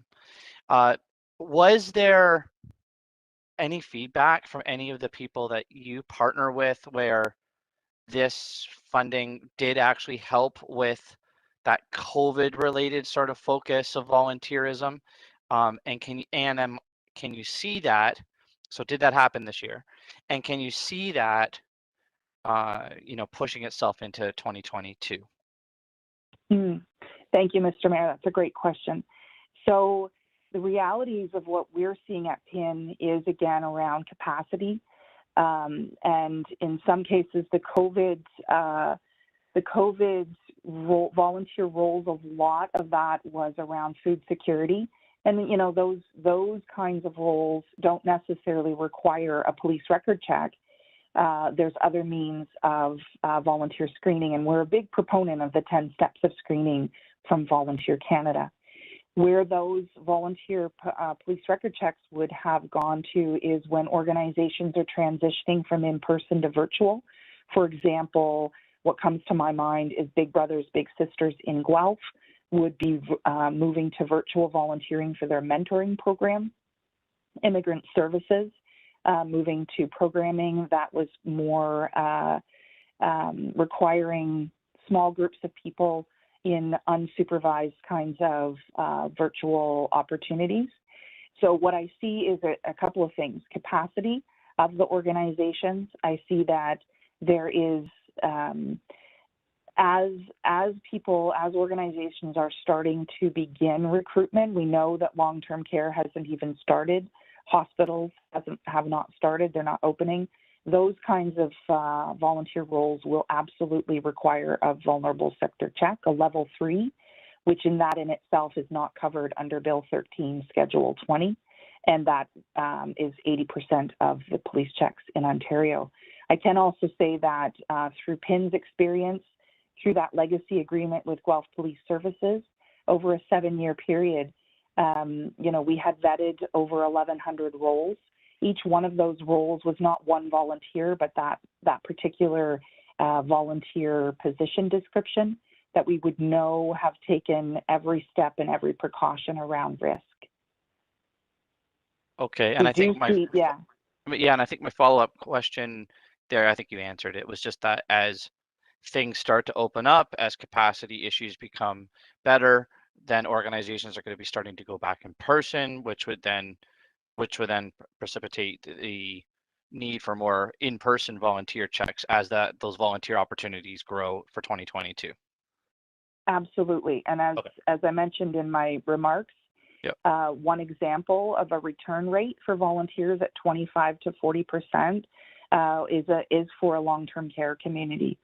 So there is definitely going to be the need for recruitment and volunteerism, as those support places for volunteerism. Open. Yeah, absolutely. Okay. Ken, thank you so much for your delegation and for answering my questions and others as well. We really appreciate it. We'll take it under consideration for sure. Thank you, Mayor Guthrie and members of council, and we're very open to having further conversation if we can be of any support. Thank you. Great, thank you. All right, and this is just my friendly reminder to Councillor O'Rourke. I think I'm at that time where I'm going to announce Ann Toner Fung from Innovation Guelph is our next delegation.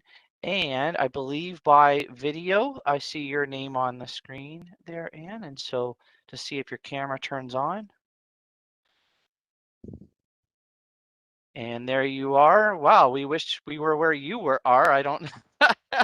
That looks like a nice background. That looks very nice. I wish I was where I appear to be as well. Yeah, that's right. Well, we appreciate you joining us, and I know you've been here before, and so you kind of know the drill. I'm going to start my clock now. You got 5 minutes. Go right ahead. Right. Well, thank you very much, Mr. Mayor, councilors, and city staff for this opportunity to speak. Today, I'm actually here representing both Innovation Guelph and the Business Center Guelph Wellington, although I'm pretty sure Christelle Maines is following along with the live stream.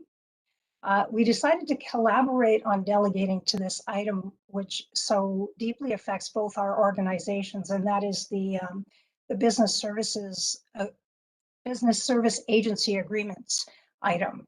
And Christelle will delegate for both of us at a later meeting when we get to the economic development strategy. But for today, you've received a summary from each of us in your package, so I won't be restating that information.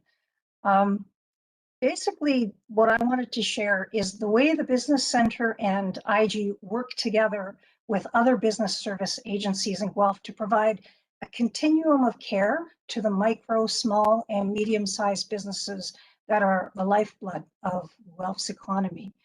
The Business Center triages hundreds of inquiries each month and supports many of them with education, business planning, advisory services, and by helping them establish an essential online presence through the Digital Main Street program, which has been absolutely essential during the impact of COVID. Innovation Guelph offers intense support for entrepreneurs who have national and international aspirations, helping them develop and commercialize their intellectual property, finding executive talent, creating export strategies and connecting them with potential investors, and generally getting them ready to compete globally. And of course, the Chamber of Commerce, I'm not delegating for them today, but they are an integral part as well, focusing on advocating for systemic change, providing a forum for more mature companies to connect with peers and influence policy. We all work very closely together, providing complementary services with one shared goal, and that is a robust and innovative economy that also contributes to overall community well-being. Prior to COVID-19, this is what we did. Over the past 20 months, while our own organization struggled to stay active, we did all of this plus so much more. It's important to note that the support Innovation Guelph and the Business Center Guelph Wellington received from the city last year was crucial when this unexpected crisis revealed just how vulnerable our business support ecosystem is after being called on to do more with less for so many years. And we all know the challenge is not over. Recovery will take years, and local businesses will need our services and programs to make it through. And of course, we're still recovering too. The Business Center has sacrificed some of its identity by moving into City Hall, a decision that Christelle made to ensure the center's financial viability. Innovation Guelph lost all co-working revenue and much of our corporate sponsorship. These were critical funds that support core expenses and will take time to rebuild. At the same time, the cost to deliver services safely has escalated, demand has increased, and hybrid programming requires technology we don't yet have. All of this while both of our organizations face stagnant or shrinking core funds from the province. And of course, we've heard a lot tonight already about the fact that the impact is so much more than economic. There is a reason why so many of us business services organizations are currently offering mental resilience and mental health programming to business owners and their employees. Earlier this week, IG participated in the Community Resilience Summit, which explored the fundamental premise that true resilience requires a community of support. We've heard a lot about that tonight. That is equally true for Guelph businesses, and we are that community of support. A thriving economic ecosystem and an innovation ecosystem and a successful economic development strategy require collective action and engaged partners to effectively deliver on entrepreneurship, innovation, inclusive workforce development, investment attraction, etc. Municipalities that invest in their business support agencies and leverage their capacity, like Kitchener-Waterloo, Markham, Brampton, London, Ottawa, etc., visibly reap the benefits, attracting businesses, investment, infrastructure dollars, talent, and more. Hi, Anne. I'm sorry. That's your 5 minutes, Anne. I'm sorry I got to cut you off there, but we do thank you for delegating in your presentation and the work that's in there. And I know you're doing it on behalf of Christelle and as well. So thank you for saying that. I did forget to say that off the top. So thank you. Is there any follow-up questions at this time? There isn't. So just in case there's anything further, I know that counselors can always reach out to you or Christelle for anything further after this. So thank you very much for joining us.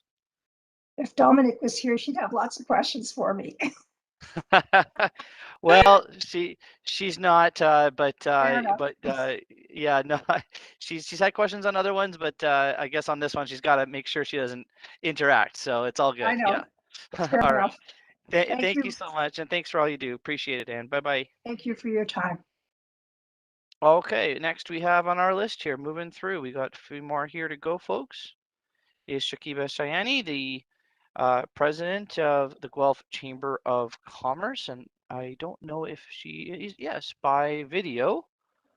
So Shakiba, we see you both on video, and can you say hi for me? Hello, Mayor. Okay, you're coming through good. And let me just reset the clock here.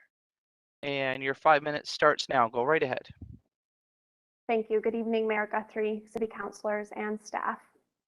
Like most others, I really thought we might be in a different place by this council meeting. Instead, my budget delegation will start pretty similarly to the one from last year.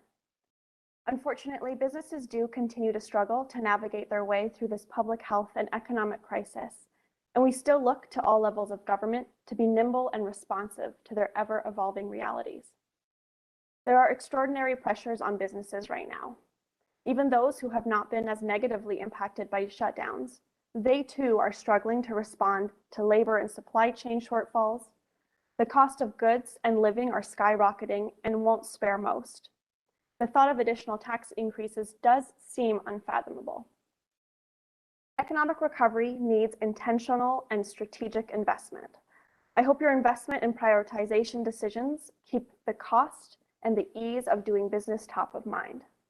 I encourage you to be mindful about how the investment carves a nimble path forward that fosters safe, sustainable, and inclusive growth strategies that are desperately needed for our community. I'll run through a few budget item considerations that I believe would help. Like you, we know a strong and thriving downtown is a major stimulator for citywide economic growth and is certainly a revenue generator for municipal efforts.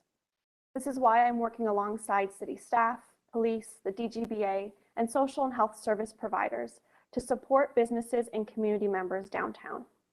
As you heard from Melissa from the Guelph Community Health Center, ensuring downtown businesses are receiving the support they need to respond to challenging situations appropriately, while also meeting the needs of vulnerable populations is critical.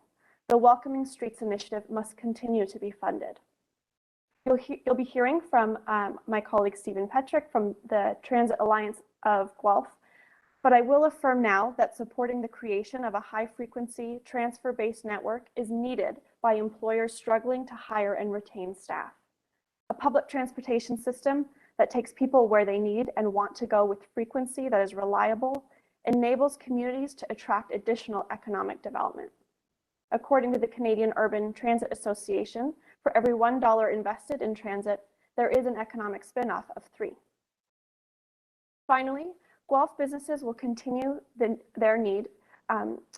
Guelph businesses will continue to need the support of our local business service agencies to reimagine how they operate going forward. As the city prepares to launch a new economic development strategy, to which I'll speak to when that time comes, investing in Guelph's critical business support agencies will ensure my partners in the ecosystem, including my colleague Anne at Innovation Guelph, are resourced to actively support its implementation. I ask that Council give serious consideration to staff's requested investment for economic development servicing agreements.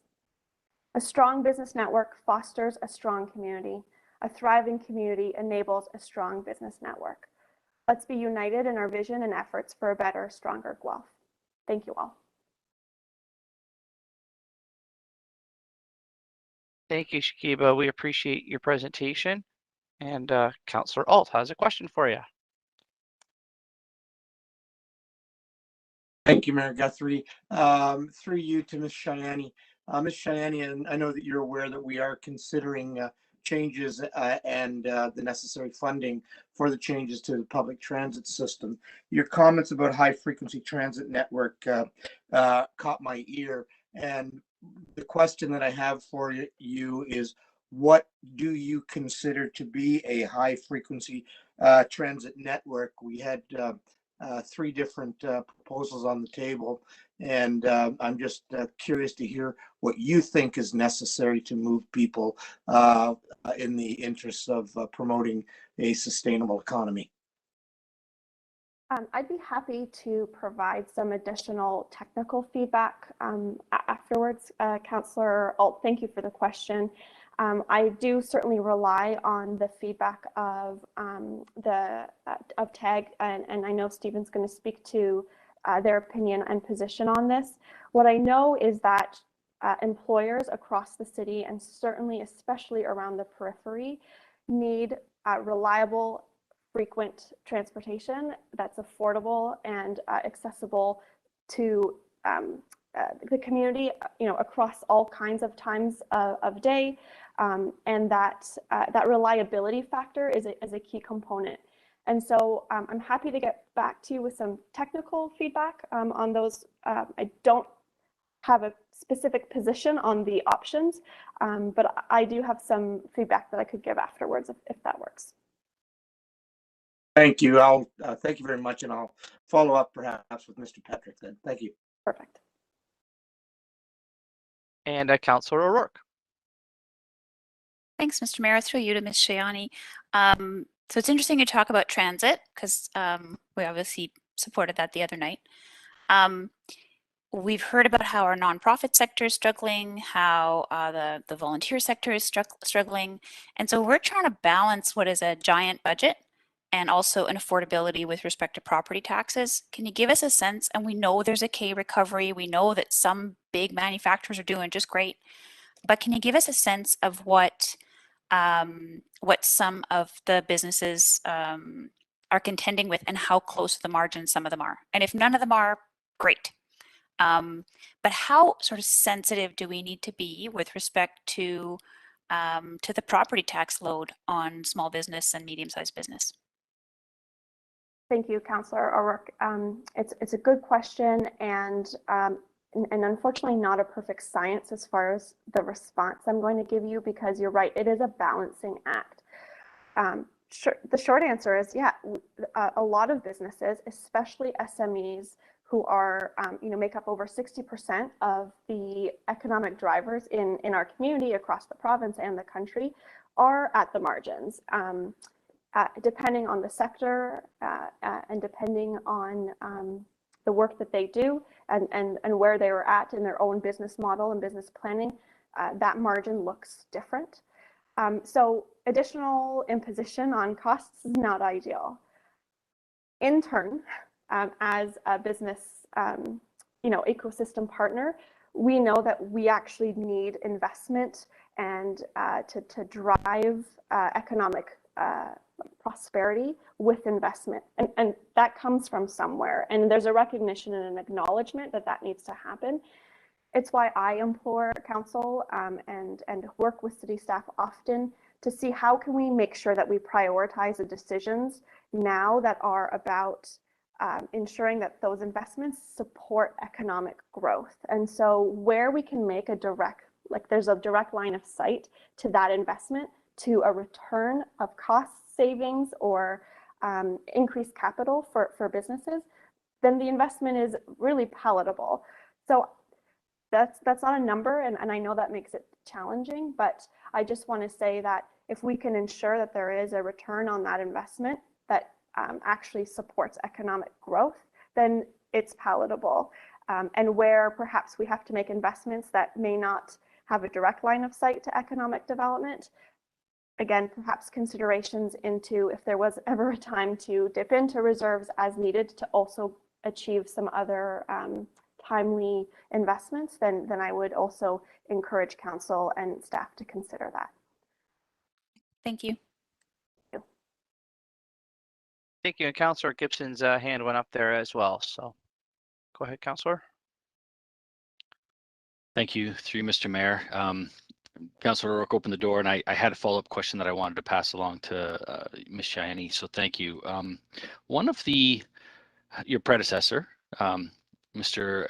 Keithio Mwanza, when we first started implementing the stormwater levy, the stormwater use fee, stormwater tax a few years back, he expressed concern from the chamber because a lot of manufacturers and a lot of big industry have large parking lots, and that stormwater levy would hit them perhaps harder than most.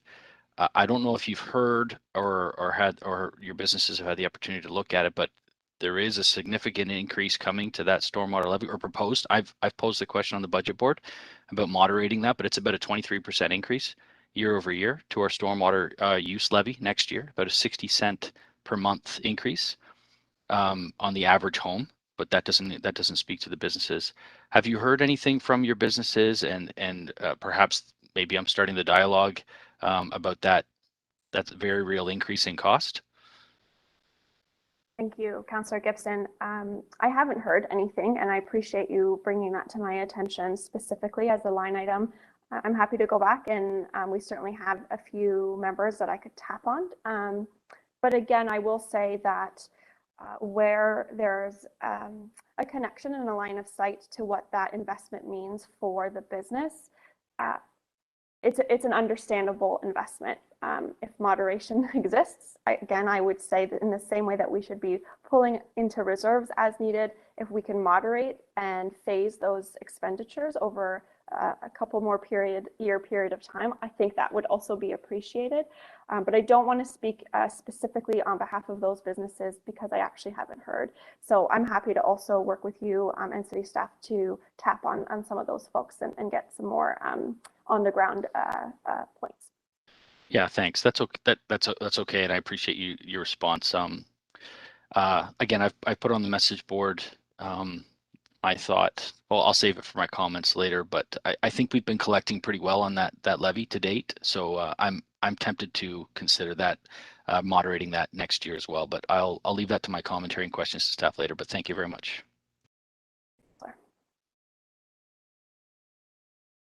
Okay, Shakib, that was it for the councillors' questions, but I just want to say something. I want to make sure in a form of a question that I heard you right. So you know that this council is looking at a 5% budget, maybe even up to 6% if everyone gets what they want. And so I was kind of expecting you to come in here and go, are you kidding me? That's kind of what I thought you'd start your delegation on. But what I'm hearing from you, and this is where I want to make sure I'm hearing you correctly. If the investments are strategic and focused enough in investments where the business community, and I'm adding the words community outside of business, but from your lens, the business community is seeing results that are value add for the community, and you also agree that we still have to be careful of the final number, the final impact of affordability. You also believe that the rainy day fund or the reserves, this would be the year to use them. Am I saying what you just said in a couple sentences correctly? Thank you, Mayor Guthrie. Yes, you are. Okay. I will say I didn't show up with, arms up because I know that it's unhelpful for us to be antagonistic in this approach and in this dialogue. Yep. If the cost of doing business and the ease of doing business is considered and the intended consequences of investments are considered, then yes, it is palatable to be making those investments. But we have to be really conscious and intentional that we're actually seeing the return for business as well. Yep. And you know what? I appreciate it. I really do. And I thank you for your delegation and your voice on behalf of the business sector. So we appreciate it. Thank you very much for joining us tonight. Okay, take care. Thank you all. All right, next we have, I believe by phone, Shirley, and I'm very sorry if I'm saying your last name incorrectly, Zilvasi? Silvasi. Okay, I'm very sorry about that, Shirley. Thank you, we can hear you just fine. And so we appreciate you delegating tonight. I will start the clock for you. You have up to 5 minutes if you need it, so you go right ahead. Okay, thank you. My name is Shirley Silvasi, and I would like to speak to the proposed tax increase of 3.64% council as outlined in the upcoming 22-23 budget. I work in home care as an occupational therapist, and a large number of my patients on my caseload are seniors with chronic medical conditions who live on a fixed income. A week doesn't go by when I see seniors struggling to make ends meet and having to make decisions on whether they can afford medications, home oxygen, and other services to keep them safe in their homes and out of hospital. A colleague had recently mentioned to us about a patient she had who discontinued having oxygen in her home because she could not afford it. The funding sources that we approach on behalf of our clients have increasingly limited resources to accommodate all the funding requests we make to them. A tax increase will only make the situation for these individuals worse, and they will be forced to further sacrifice needs, some of their basic needs. These seniors are a vulnerable population we work very hard as home care providers to keep out of the hospital. My profession as a frontline worker in home care has not seen a wage increase for 10 years, despite the cost of living rising. We were all very happy to see our PSW colleagues get a salary increase, but as therapists, we have not seen anything like that. I require the use of a car to do my job because I have to see my patients in their homes. It is becoming progressively more difficult for me to make ends meet when costs keep rising and my salary doesn't meet this increase in cost. Meanwhile, other public service sector salaries have been steadily increasing. In 2019, 328 Guelph public sector employees were on the Sunshine List. As of 2020, this increased to 399, an increase of 61 people. This was in a year of the pandemic when many were losing their jobs. I propose that there be no salary increases for police, fire, paramedics, and City of Guelph staff for an extended period of time, as individuals from these services are all well represented on the Sunshine List. For some, an average tax increase of approximately $149 per year can be easily accommodated, but for others, it could mean the difference between paying rent or buying food. At the end of the day, I hope that each council member is comfortable looking at themselves in the mirror and knowing that voting yes to the tax increase has contributed to someone doing without basic needs, then vote in favor of it. But I have hopes that our representatives have more compassion than that and will consider saying no to the proposed increase and or significantly reducing it. Thank you. Thank you very much, Shirley, for your phone call and your delegation tonight with your perspective. Appreciate it. And let me just see if there's a follow-up. There is no follow-up question. But again, we do appreciate you calling in and giving us your thoughts, okay? Okay, thank you. Thank you for your time, Mayor and council members. Thank you, Shirley. Take care. Thank you again. Bye-bye. Bye-bye. Okay, and next is Pat Fung, also in regards to the operating budget here proposed by video, I believe. Pat, I see your name on the screen. Let's see if okay, I'm unmuted. Hello? Yeah, I can hear you fine. We can hear you. I'm just wondering, are you going to do it by phone hang on. or by video as well? Well, I'm clicking the start video. There you are. Okay, there you are. We can see you. Yep, okay, we can see you. Yeah, that's great. Let me just start, or sorry, reset my clock for you, Pat. Okay, thank you again for joining us, Pat, and I will start the timer for you now. You can go right ahead. It just so happens that my presentation fits in perfectly with the previous presenter. I find the operating expense budget for 2022 and by extension for 2023 to be too much, especially relative to the comparator city of Barrie, which is also a single-tier municipality. It's demographically similar to Guelph in population and landmass. The proposed operating expense budget is $480 million, which translates to about $3,500 per person in the population. Barrie in 2019 only spent $2,500 per person. Historically, Guelph has both on an absolute and total basis and a per person basis spent more on operating costs than Barrie, which is just as old a city as Guelph and has similar aging infrastructure. In 2016, Guelph spent $30 million more than Barrie in operating costs. By 2019, the last year before COVID, Guelph spent $442 million versus $367 million in Barrie, a difference of $75 million. The gap between the two has grown by $45 million in 3 years. That's $45 million in 3 years. We've increased the gap. In 2019, on a per person basis, Guelph spent $33.57, but Barrie spent $25.25, a difference of $832 or 33%. In 2019, the customer satisfaction survey for Guelph indicated 89% were satisfied with Guelph services. In 2019, the customer satisfaction survey for Barrie indicated 96% were satisfied, even though Barrie spent substantially less money. Where is the value in the operating cost spending in Guelph?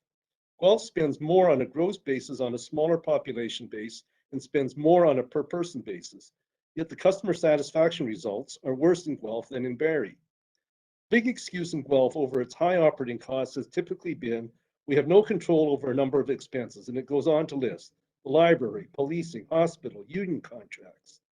Barrie has all the same items to contend with, but it manages to spend significantly less money than Guelph, yet have a higher customer satisfaction in Guelph.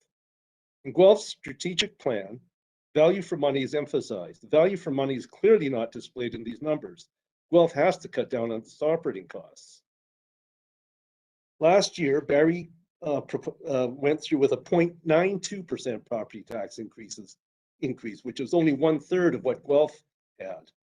The proposed capital budget for 2022 and 2023 is 141 million and 162 million, which is considerably below that of 2021, which was 263 million. How do these projected numbers reconcile with the fact that earlier this year, the city added additional project managers to payroll when it appears the number of projects is in fact diminishing in the near future? Are these project managers baked in the base forever and ever? Or why are these needed if expenditures are decreasing? The question asked of me a few budgets ago was, what services should we cut? Clearly, in an organization of this size, there's a lot of administrative bureaucracy that could be cut that would not impact outward-facing services. See my earlier comment on project management. Communications is another department which appears overstaffed. When they last provide comparative statistics, they were higher than the comparator cities. The city goes through a number of service reviews, but these are conducted by the very departments that would be impacted by cuts. So how impartial and fair are these reviews? A citizens committee would be more independent and cut out the built-in biases. I think that's, on the use of reserves, I don't really think that that helps. It's a one-time shot. The reserves are a number on the balance sheet that you use to offset current expenditures. But once they're gone, is the expense back in the base? What happens then? That's it for me. Thank you, Pat. We appreciate you calling in as well. Thank you. I see Councillor Gibson has a question for you. Thank you, Mr. Fung. I always appreciate your perspectives, and I'm not to fan the flames here, but did you see the latest article? I was passed along to me last week. The city of Barrie's putting their council together to take $300 million out of their 20-year capital fund to try and bring down affordability. Did you see that article? Maybe I'll forward it to you. No, I did not. I would appreciate seeing it. Yeah, something for us to consider as well. Thank you very much, Pat. Thank you. Councillor Karan has a question as well.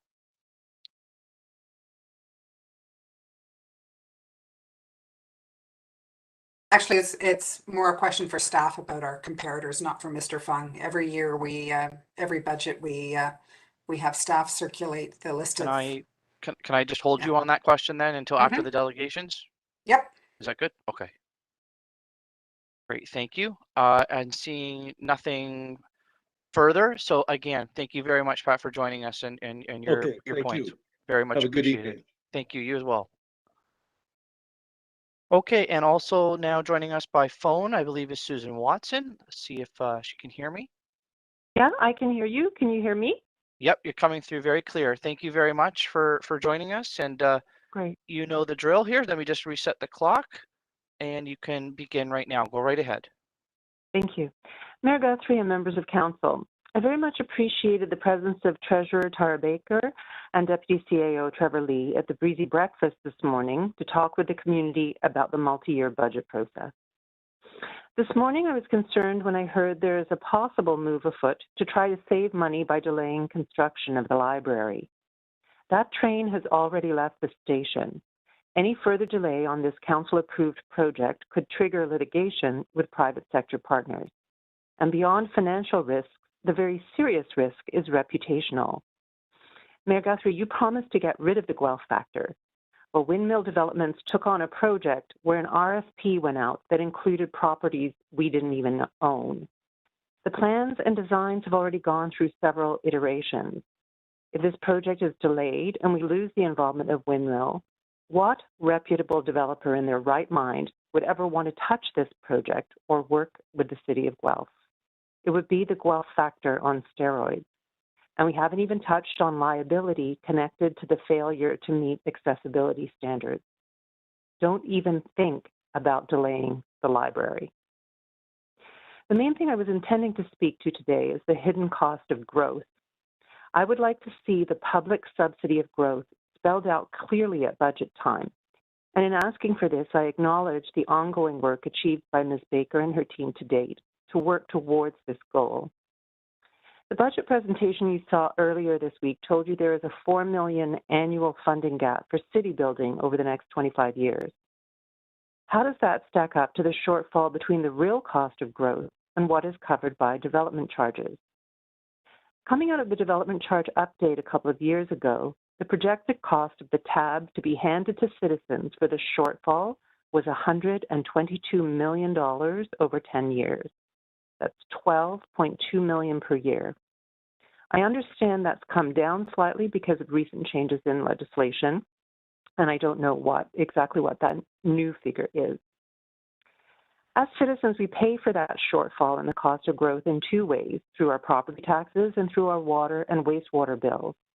I'm not just paying for the water that's coming out of my taps, I'm paying for pipes to be laid in new subdivisions. And for a detached house, that public subsidy is around $10,000 per house. Imagine if growth paid for itself. We would have something in the order of another $10 million available annually for the infrastructure we need to build and to repair the infrastructure we already have. I really do want to get to the point where everyone can see this number clearly. I'm more than happy to contribute my tax dollars towards desperately needed rent-geared-to-income social housing. But why am I subsidizing home purchases for middle and upper income home buyers? And as we heard earlier, why are seniors on fixed incomes being forced to pay this subsidy too? What are the levers you have as a council, given that development charges are set by the province? First of all, this annual development subsidy needs to be transparent so citizens can really see what is driving up our taxes. Next, the pace of growth clearly plays a part in the size of the annual subsidy citizens have to come up with. And lastly, I'd like to see council have a better grasp of the tax impacts of different kinds of growth downstream. Watson and Associates should be engaged to conduct a study for Guelph similar to the one they did in Milton in the early 2000s. Both Councillor Downer and Councillor Billings attended a workshop on this subject given by Gary Scanlon back in 2005. Mr. Scanlon demonstrated that most detached housing consumes more in services than it remits in property taxes. But in contrast, medium and high-density housing is a net benefit to the city. Residents in compact housing contribute more in taxes than they draw in services. And where are we approving growth? Shouldn't we be prioritizing intensification and brownfield development, which is near existing infrastructure, rather than sprawling out onto greenfields, which will require massive new infrastructure investment? Overall, I truly appreciate all the services I receive from the city. I think they are often taken for granted. In my books, the municipal budget is far more accountable and transparent than other levels of government. I'd just like us all to have a clear picture of the true cost of growth, especially at budget time. Thank you. All right, thank you very much for your opinions and delegating tonight. And let me see if there's a follow-up question for you. And there is not. So thank you very much. Have a good night. Thank you. You too. Take Bye-bye. care. Morgan Dandy Hannah by phone as well is next on the list. Hi, Mayor Guthrie. And just if you hear any weird noises, I am working a gig job right now while I do my delegation. Okay, that's the beauty of a hybrid model delegation technology here we got going on. So go ahead. I'll start the timer and gig away and delegate away at the same time. Go right ahead. Thank you very much, Mayor Guthrie, city councilors, and staff for this opportunity to address you with regard to this very first amazing multi-year budget. I'm so glad that we had the opportunity to see not only what the budget is for this year, but also where we're going for next year and subsequent years. As someone who is a volunteer, who is food insecure, who does gig work, is an ally to the global majority, and a former medical office assistant, so much of the delegation that's come before me has touched me. There is so much need in our city. And one of the things that I wanted to focus on today is an investment in transit. We heard from Shakib of the Chamber how important it is to have a world-class transit system that allows people to make the choice to eliminate the expensive driving, which is almost a requirement for some areas of this city, because a world-class transit system will attract employers because it allows for a larger workforce to draw from.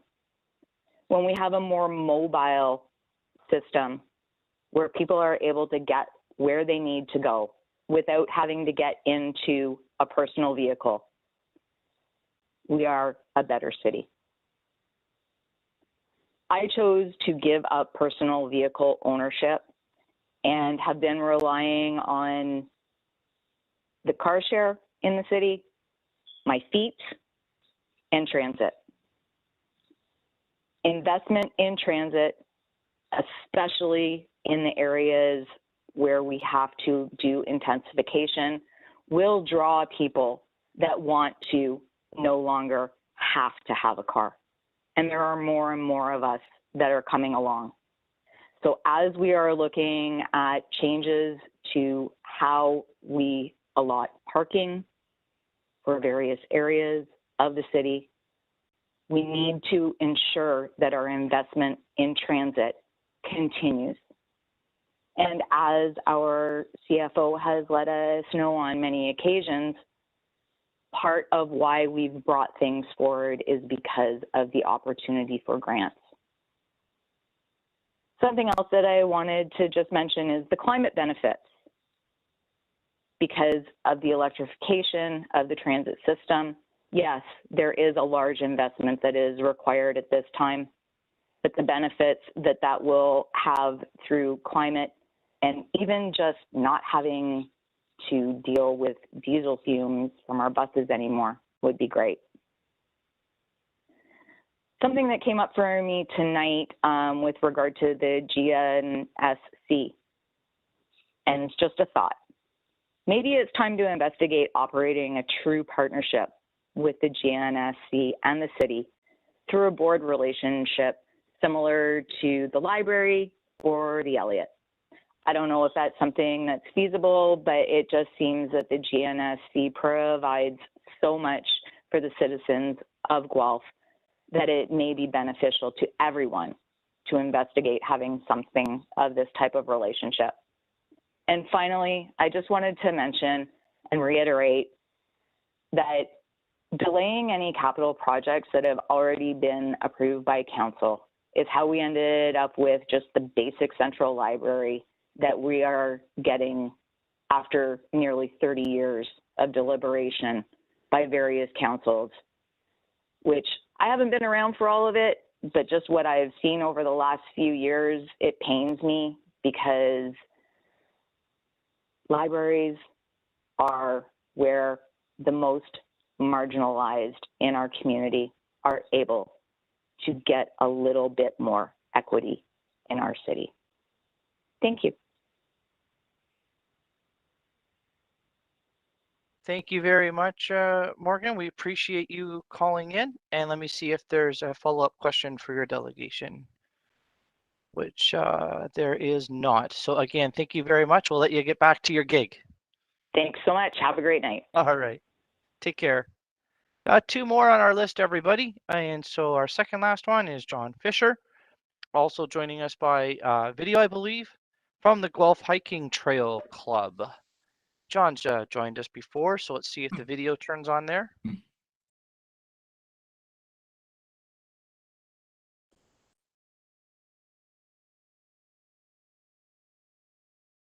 How about audio? How about audio? John, we can hear and see you. You're there. Thank you very much, John, for joining us. I will start the timer. You go right ahead. Okay, Mr. Mayor, council representatives, city staff. I'm the president of the Guelph Hiking Trail Club. I'm representing the club. The club has over 400 individual and family memberships, close to 2,000 Facebook and email supporters, and the club is also an active partner in the Guelph Trail Users Coalition. I want to congratulate staff on their commitment to Guelph's trail system that is reflected in the 2022-2023 budget. Council overwhelmingly supported the GTMP that was presented and approved in June of this year, and it's good to see those commitments reflected in the 2022-2023 budget. The Guelph Hiking Trail Club generally supports the budget requests. We have some concerns and some comments. Council approved community-led, city-supported third-party trail agreements in the 2021 GTMP. They delegated the authority to develop and manage those types of agreements to the Parks Department in September. The recreational and health benefits of these third-party managed trails are the greatest return on investment that council can make for its citizens. There is no ongoing operational cost. However, to mitigate risks and maximize demographic accessibility, some one-time recreational trail improvements are required, and they do cost money. Not a lot, but some. Example of improvements the third party requires to execute its responsibility are lumber for side logging, steps and railings, metal retaining stakes, hardware, posts for signage, materials for surface improvement. Those funding requirements need to be provided for, as well as a process to distribute those funds efficiently. Under special requests, the Park Department is requesting a new position, Trails Technologist 1010.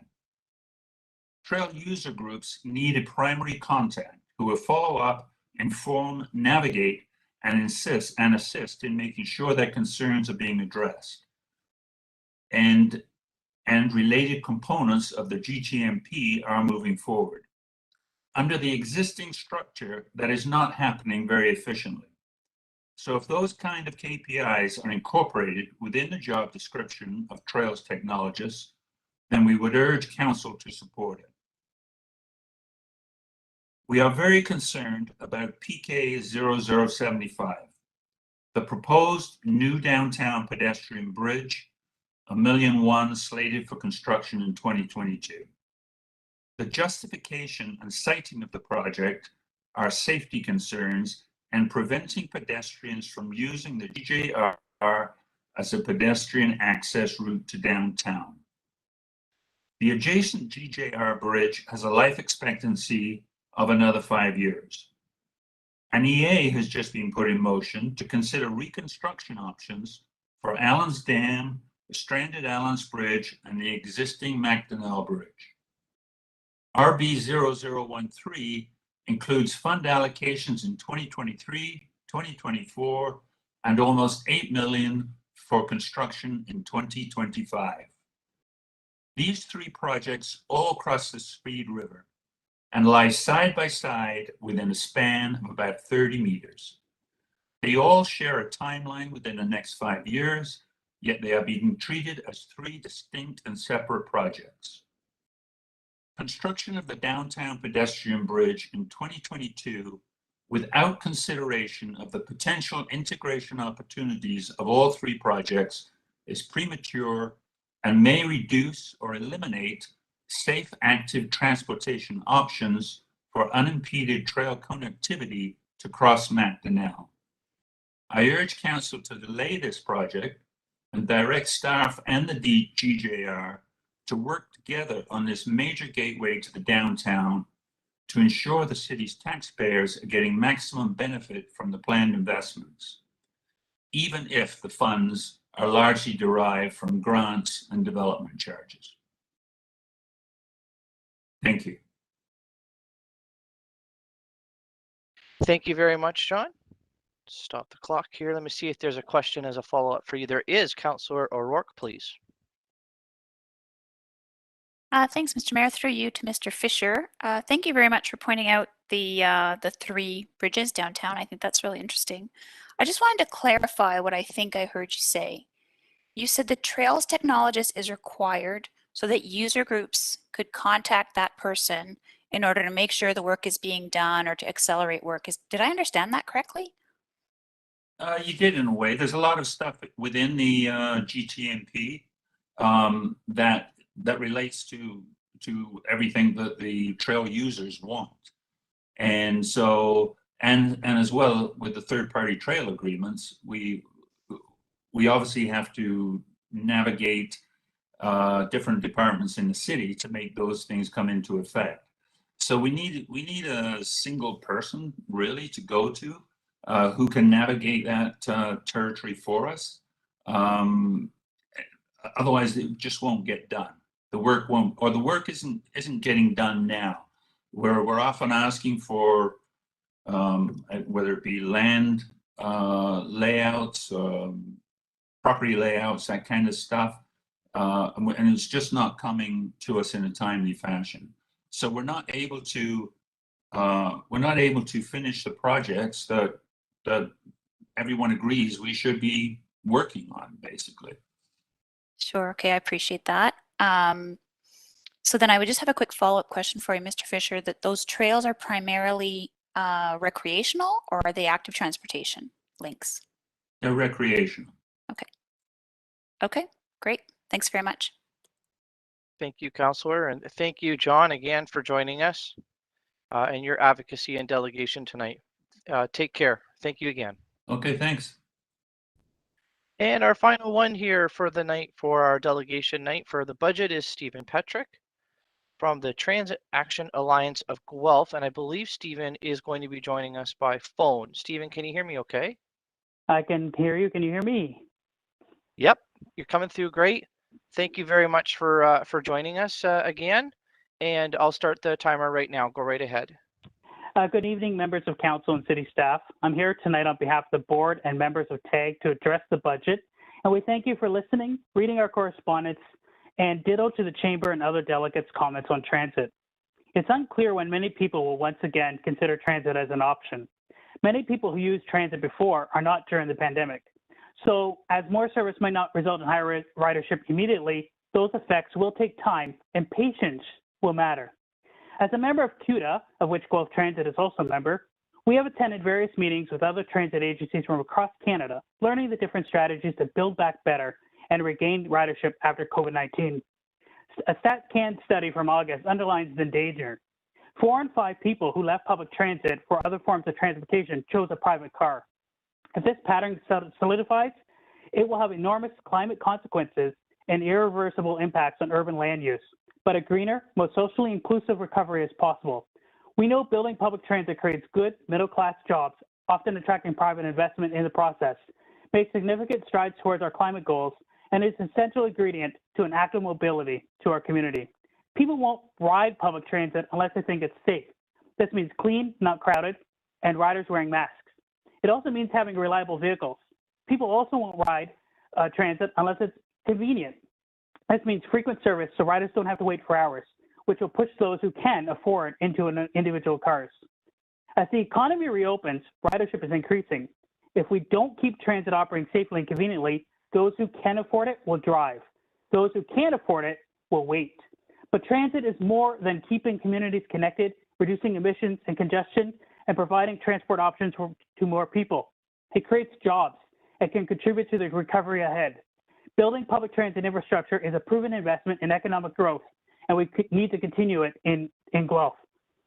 We need a strong strategy to make Guelphites believe in transit again, to show them that Guelph Transit is safe to use, genuinely reliable, and customer-friendly and attentive to their needs. We need a customer service manager who's hands-on and close to the customers and reports back to the general manager, who will be frequently visiting the terminals, speaking to the customers to get a pulse of what the customers are feeling about the service and the frequency levels, and it's accessible to customers. They will also triage and escalate issues to the right groups in order to solve issues. This role is to be more strategic and part of the management team to drive, pardon the pun, strategies and projects to fulfill customer requests. This would also take some of the burden off of other management staff who are already stretched thin as it is. The C4 cities, ITF, and supported by CUDA say public transit must double by 2030 public use to hit climate targets. The Future Ready plan will almost get us there at 47%. The federal government's future transit funding will be more aggressive and ambitious on ridership growth numbers. In transportation planning, there's a well-established concept called induced demand. Decades of research have clearly proven that adding new roads creates new traffic and becomes clogged again. But there's good news. It also works on transit. More frequent buses create more demand for transit, more riders, more revenue, more utilization.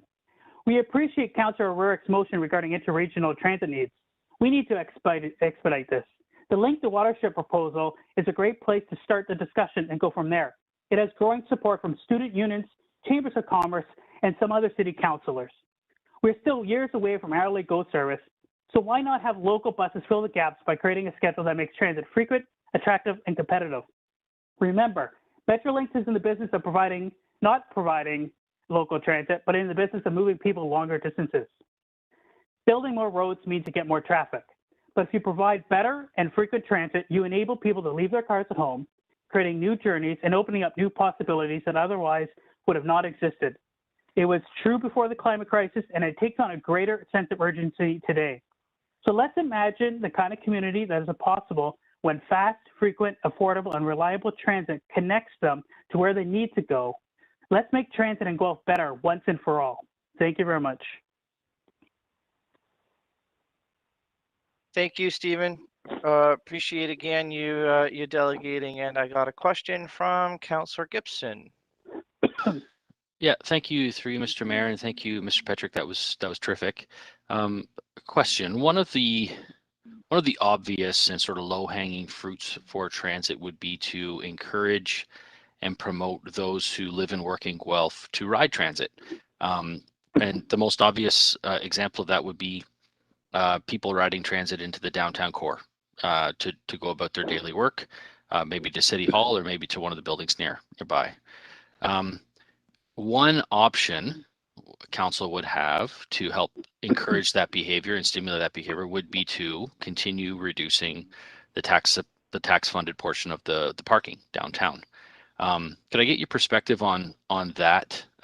We've moved in this direction the last few years on budget to continue reducing that tax fare, like increasing rates downtown to encourage different behaviors.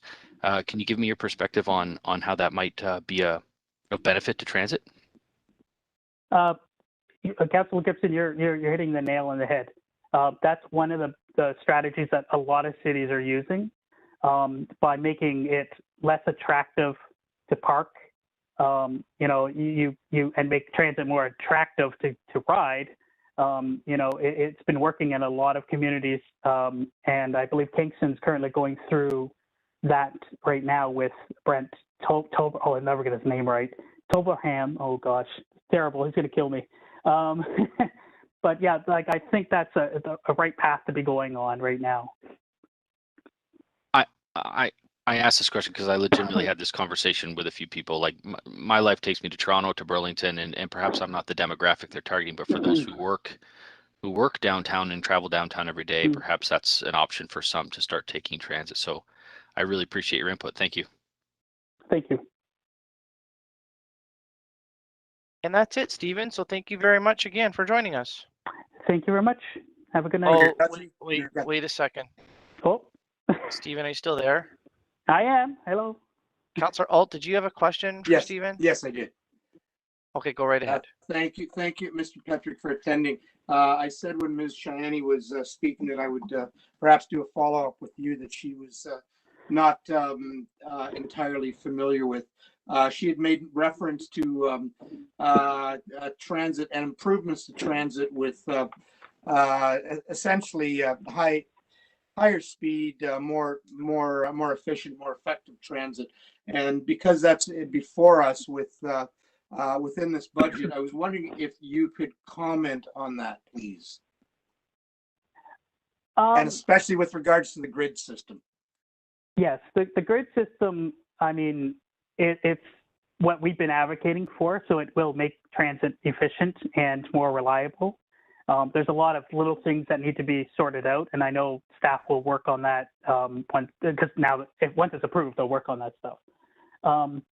In terms of the frequency, I mean, we've seen the research, we've seen how other cities have done, are doing it, and 15 minutes is kind of the standard. Now, doesn't mean everywhere needs 15 minutes. No, it doesn't. It's not what we're advocating for. We want to put it where people need to go. So the quality transit network, for example, is where we would like to see it go from 20 minutes to 15 minutes in the Future Ready plan. And then over time to add the frequency to other areas where we know the demand is increasing, and especially on weekends, because we really want to get people to use transit on weekends as well for their regular trips out to wherever they're going to events or to storm games or whatever. So, you know, that's kind of where we're hoping to be, at least having a starting point.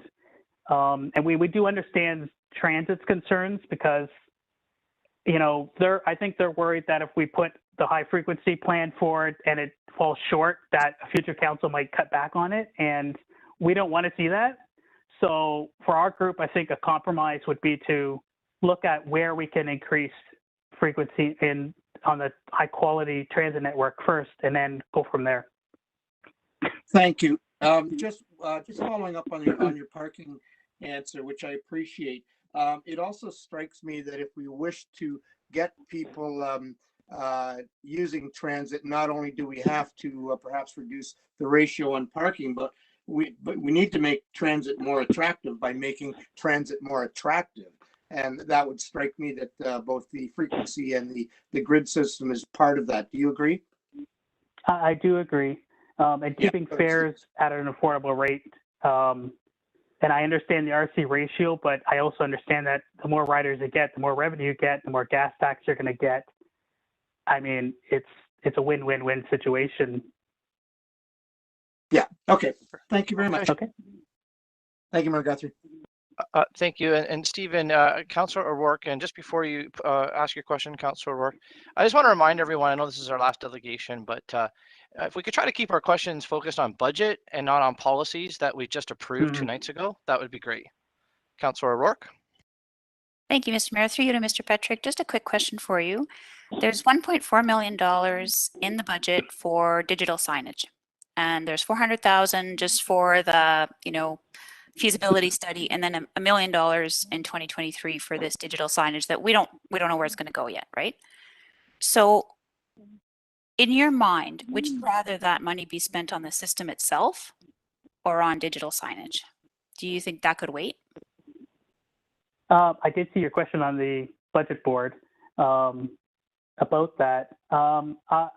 We need that infrastructure because that's part of the package to attractive transit.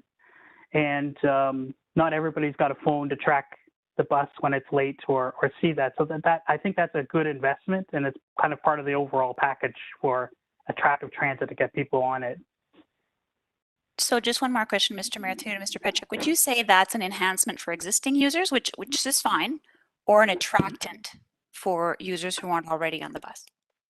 It will be for both, because both existing users will have been asking for it for quite some time.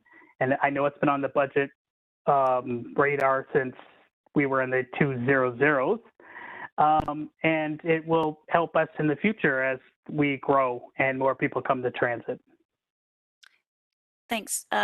Just one more question, Mr. Petrick. Do you think there's any benefit in waiting until the system's built out under the new configuration before we make that investment?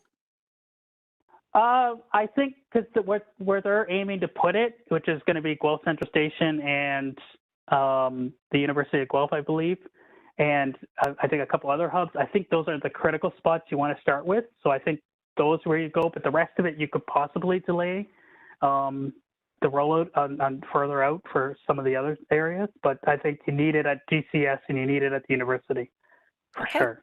Thanks very much.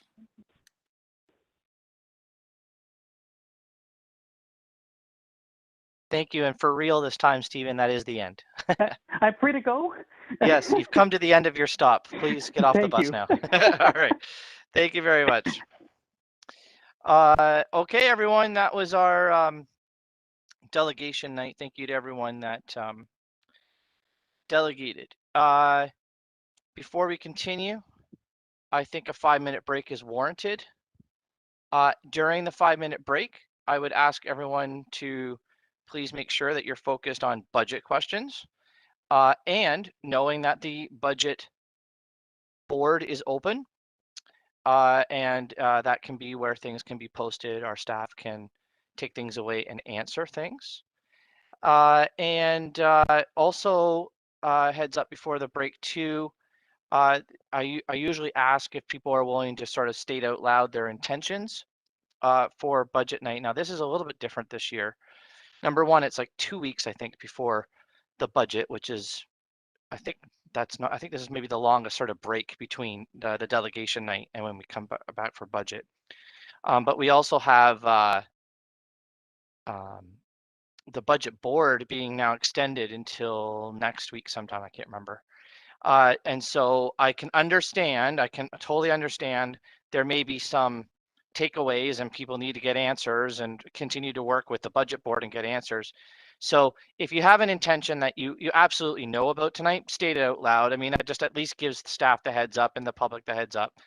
If you don't have an intention right now, but you're gonna have one, and just for courtesy's sake, like we have been doing forever, just make sure that there's it's into staff by like Thursday next week or something like that, so that they have the time allotted to be able to look at the impacts of what those are, and to make sure that your colleagues and myself as the chair know what that is, just so we're ready to go for the budget night. So just think about that intention thing as well, just before the break. It is 8:41, so why don't we come back here in like 5-6 minutes? Okay, thanks everyone.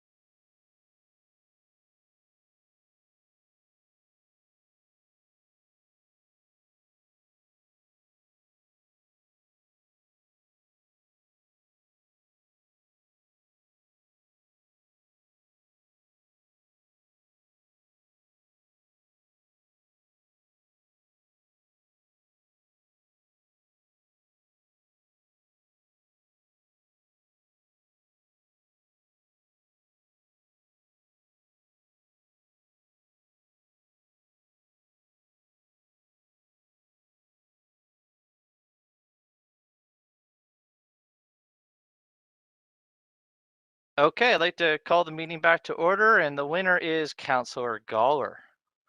Had his finger on the trigger for putting the camera on there. Well done, Gold Star, Councillor Gawler. Thank you. All right, so hopefully everyone heard my mayoral direction stuff before break, whatever it's called, to try to help focus us as we continue.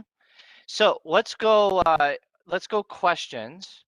And I mean, I don't know. I don't really see why we would need to have a lot of commentary tonight. Like to me, commentary is budget night. Like I agree with this because I don't agree with this because I don't know. To me, we should try to save commentary if we can to budget night, please. So questions, and then I'll swing around if there is anybody that has definite intentions after that. Okay. Now, I believe I saw Councillor Cron's hand go up on a question first. I thought I did. Am I right or no? Yes. So Cron, Alt, Gordon. Thank you, Mr. Mayor. Just wondering if staff could recirculate. In every budget, we get delegations that compare us to other municipalities. And this isn't directed to one delegation because we've had comparisons on a number of different portfolios and envelopes, and staff have prepared in the past kind of a apples and oranges for us to refer to. And I hate to see when things are kind of left in the public ear that we don't compare or that we're higher than an equivalent. And I think tonight we heard that about Barrie, and I think we've heard before that Barrie has 2/3 the footprint. They have a provincial highway running through. They don't have the heads and beds levy issue that we do. So I wonder if staff could just recirculate that on the budget board, unless they wanted to address it here tonight in the public forum.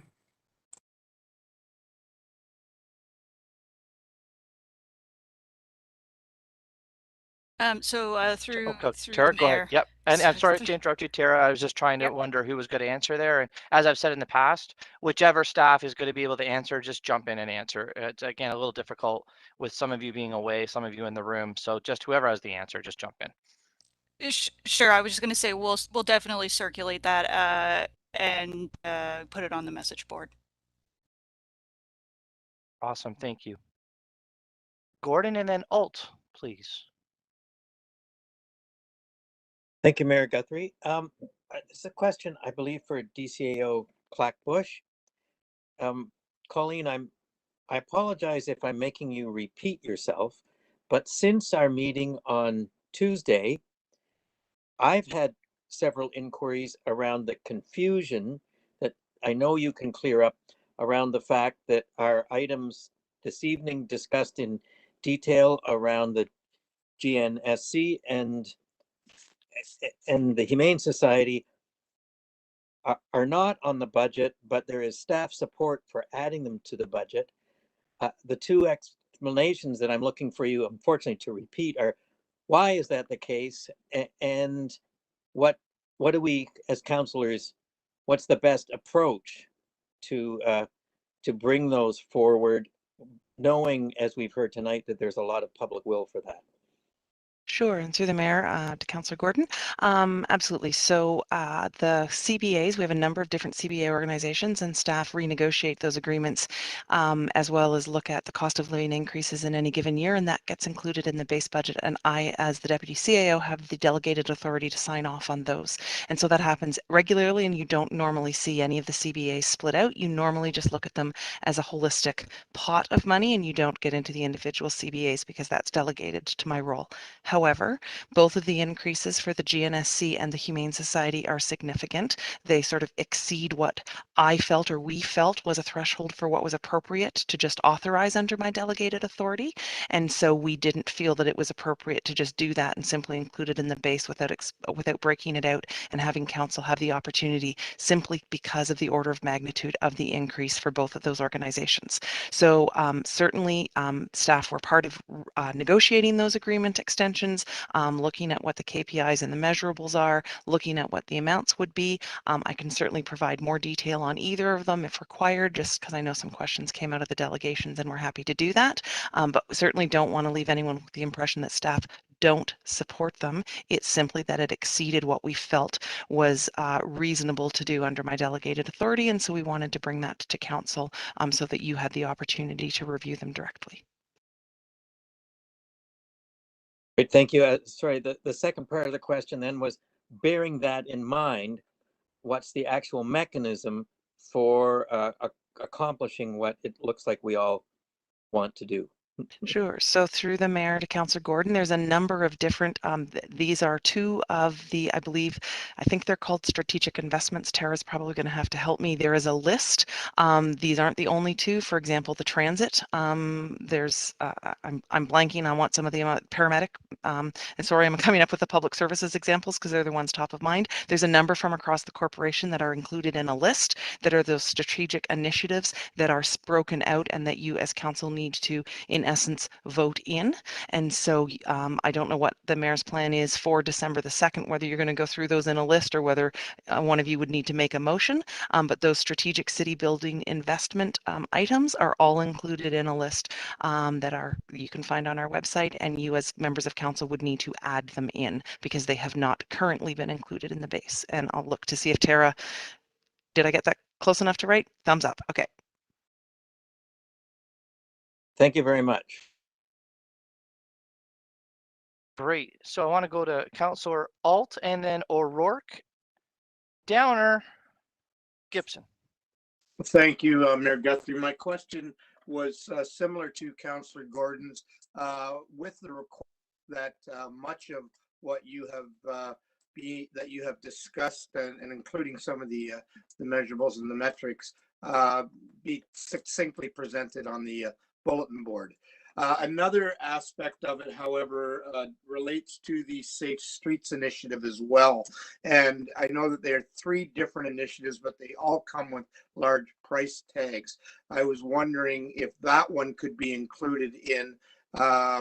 I understand that the reason that it is coming forward tonight is completely different than the first 2. I don't think they got it in on time. I was wondering if you could just comment on that, please. Yes, certainly through the mayor to Councillor Alt. So the Welcoming Streets Initiative and the Court Addiction Support Worker, which you heard about, were handled as one-offs in previous budget years, and that came in directly as a result of the mayor's task force. And so those came, I think we're at year 3 of one-time funding for those. And so those haven't ever come through the staff recommended budget. They came in through as recommendations out of the mayor's task force. So they've always been handled as standalones. And so again, in this case, we were aware of the request and it was provided to staff, but we were at a point in our planning that it didn't come in through our staff recommended operating budget, but certainly we knew that they would be here before you tonight. There was also an information report at the end of October on all of our community benefit agreements, and as an addendum to that report, we did include some supplemental information for the council and the public on these sort of standalone, almost one-off community benefit agreements that are kind of handled outside of our normal process. And so I believe that was the October 22nd information report, but there's an addendum to that report that provides some detailed information about those programs and some of the deliverables on those as well. Thank you. Just one quick addendum, actually. I am hoping that there are no others on that list that did not come forward tonight. Is that correct to assume? Through the mayor, I do believe that is correct. I think the other one that, if I'm remembering correctly, is on that addendum is also some information about the police records checks, because that was also done as a one-off last year. And so we can recirculate the link to that information report for you so that you can see that information. But no, I believe everything has been captured either in the staff budget, the strategic investments, or what you've heard from delegations tonight. Everything has been covered off. Lovely. Thank you. Thank you, O'Rourke, Downer, Gibson. Thank you, Mr. Mayor. Through you, I'll just go in order of the presentations. Through you to Ms. Clack. Do you know if any other CBA increased by 30%? Through the mayor to Councillor O'Rourke, I don't believe so. I can confirm that and we can provide that, but no, I don't believe so. Okay, thank you. My second question through you, Mr. Mayor, is also to Ms. Clackbush, sorry, DCAO Clackbush. Does any of the cat or dog licensing help to fund the Humane Society?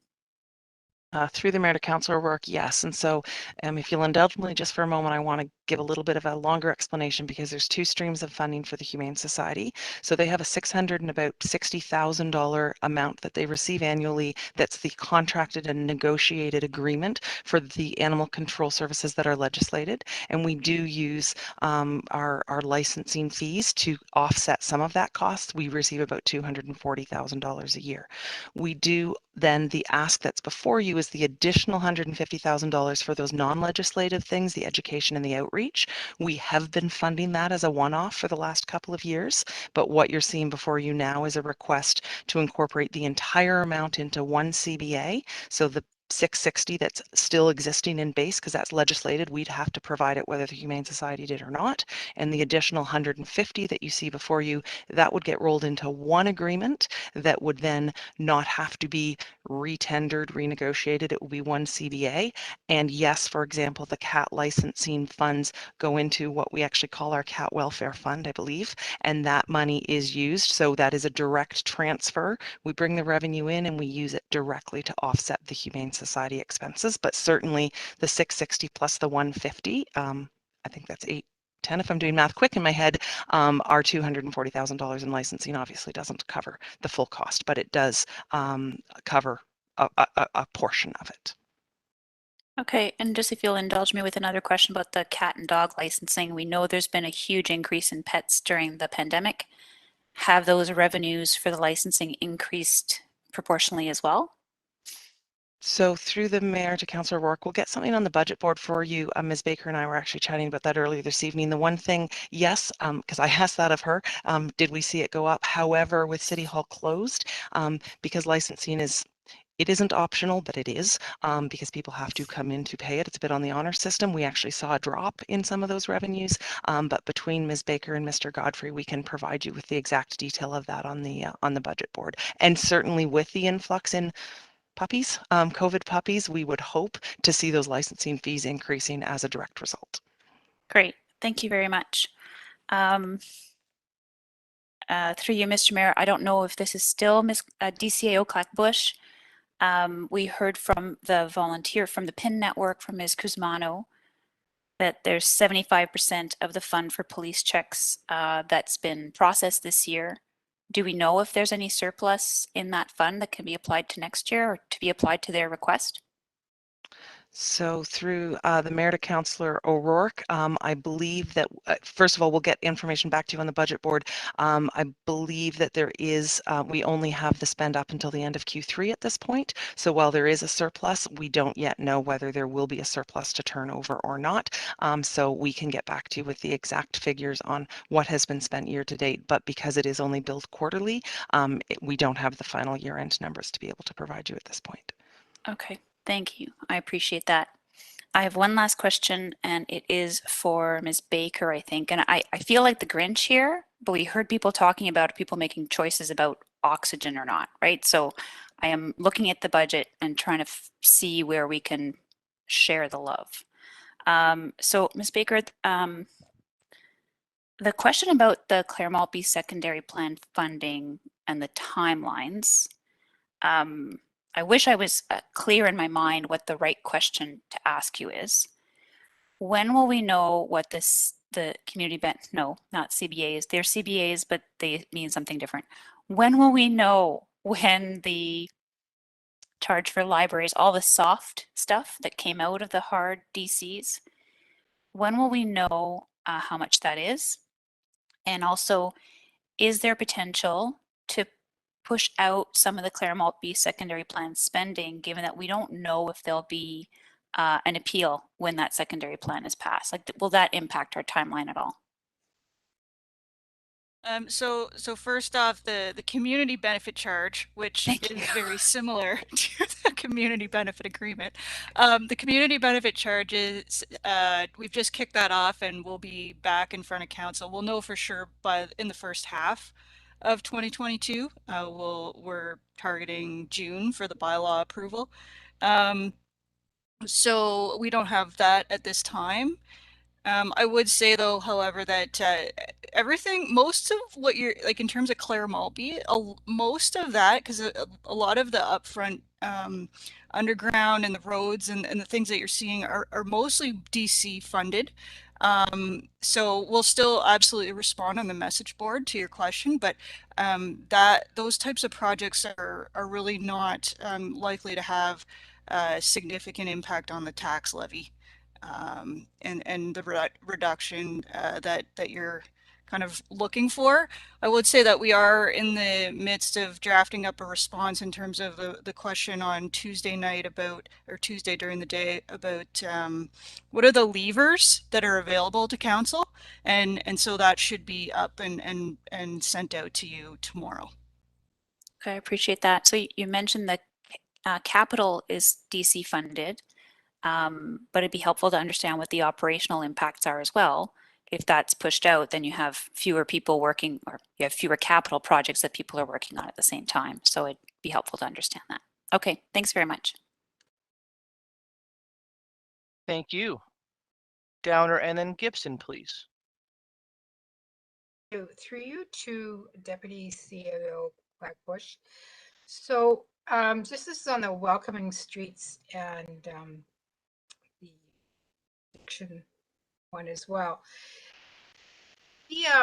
I looked through last year's minutes, and there was an amendment when we approved that staff report back in Q3 2021 on the long-term potential and need for these programming and opportunities. I'm not 100% sure myself what that motion actually means, but I just looked at the October 22nd report, and it's not there, that kind of response. It just basically says what the program is and it's doing. Was that work done, or did I miss another further back report in Q3, or? No, and apologies through the mayor to Councillor Downer. We've just been chatting back and forth tonight.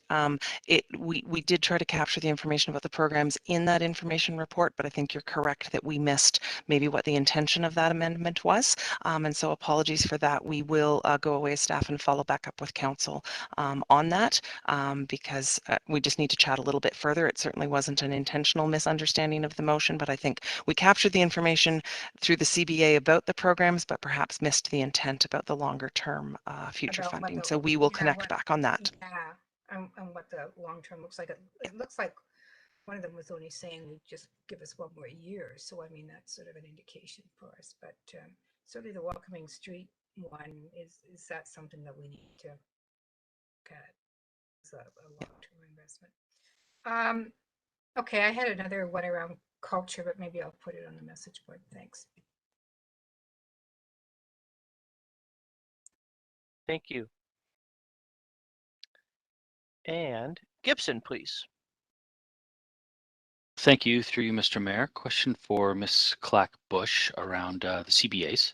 I asked this question because it's going to influence my decision on all the CBAs. But financial accountability is clearly laid out for us. We tie our financial contributions to these CBAs with financial transparency and reporting. So that's great. I think Councillor O'Rourke asked that question this evening, but maybe this is a legal opinion, but I would like to ask the question about tying our budget financing to our code of conduct as a city. So we as a council, we as a staff, we are responsible under code of conduct. So if a social media account of one of the organizations that we're partnering with or funding through our budget expresses, in my mind, reprehensible views on race, faith, police, what are the legal ramifications for our organization to withhold funding or remove funding from organizations such as that? Again, it's going to influence my vote on the budget. So So through the Mayor to Councillor Gibson, I think the best approach would be I'll refer that to Mr. Cooper, who isn't here this evening, and so we'll ask him to provide council with that confidential legal opinion. I can say that our codes of conduct, my understanding is our code of conduct is applicable to city staff, volunteers, members of council. I don't believe it extends to any of our external agencies that we fund because they are separate organizations, probably with their own codes of conduct, and they're separate employers. But again, I think it's best if I simply refer that to Mr. Cooper and ask him to get that legal opinion to council. Right, and maybe a follow-up question. It is the city's position that we partner with nonpartisan organizations, correct? Maybe that's for the legal opinion as well. Yeah, through the Mayor to Councillor Gibson, certainly through our grant process, we have guidelines about what organizations we will fund. But we can also include that for Mr. Cooper. Okay, thank you very much.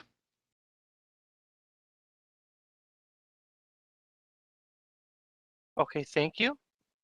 I have Councillor Billings and then Councillor McKinnon's hand went up as well. And Councillor Bell, I don't know if you're still with us or not. You're just not on camera, which is okay. Just want to know, Councillor Bell, do you have a question at all? No? Okay, thank you. Councillor Billings and then McKinnon. Through you, Mr. Mayor. I just wanted to ask Tara, because she mentioned that the report, with the levers that council could use is going to be posted tomorrow on the budget board. I was just wondering if one of those bullet points was deferring a portion of the service rationalization dollars. Would that be included as one of the levers for council to use? Through the Mayor to Councillor Billings, specifically that wasn't going to be called out, but definitely the use of reserves and also the transfers into the reserves, which is where that money is originating from, is an option for council to consider. Okay, thank you, Tara. Councillor McKinnon, please. Thank you, through Mr. Mayor. I'm just looking for some clarification on what was stated on the other night regarding borrowing. Council agreed to allow a large chunk of borrowing to be done, and it was mentioned that it would be referred or delayed a little bit longer. And I'm just trying to get some clarification on that, given that it seems to be all the indications that interest rates are going to be going up, and it seems like right now it seems to be a better time than in a year or two. So can you just talk a little bit about that what's going to happen with the budget if we're not doing our borrowing now, and why we were told we should borrow it, but now we can delay it? Sure. So through the Mayor to Councillor McKinnon. So we have issued, we've issued just under 50 million, and it got us a very favorable rate. We continue to monitor the market. It's not just about the interest rate, but also what other municipalities and the other products that are out there, and we seek advice from our lender advisor. I would say also is that we have to look at the city spending as a whole, and like we've mentioned in terms of the spending trends, and the capital spending kind of backlog, and our plan now to try and onboard staff to advance those projects more quickly. We need to weigh the options of basically issuing debt for additional liquidity, or with how much we're currently managing in our reserve funds. So it really, how much cash do we need at any given time versus what we have available. And the other reason for that is that when we think about issuing debt that maybe we don't need the cash right away, we do have our investment portfolio, and it's not the opportune market right now for investment returns. So when you think about well, maybe if we issue it early, we will still be able to leverage the funding. We're also monitoring that, and we're trying to make the best call for the city in terms of the right timing. So it's not a for sure that we're not going to issue. It's just that we're continuing to monitor that against our cash flow needs.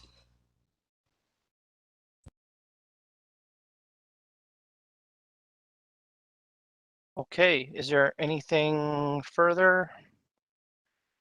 Okay, I have a question. You know, the other night, and I also saw it on the budget board actually today, another councillor asked about the delaying of capital projects.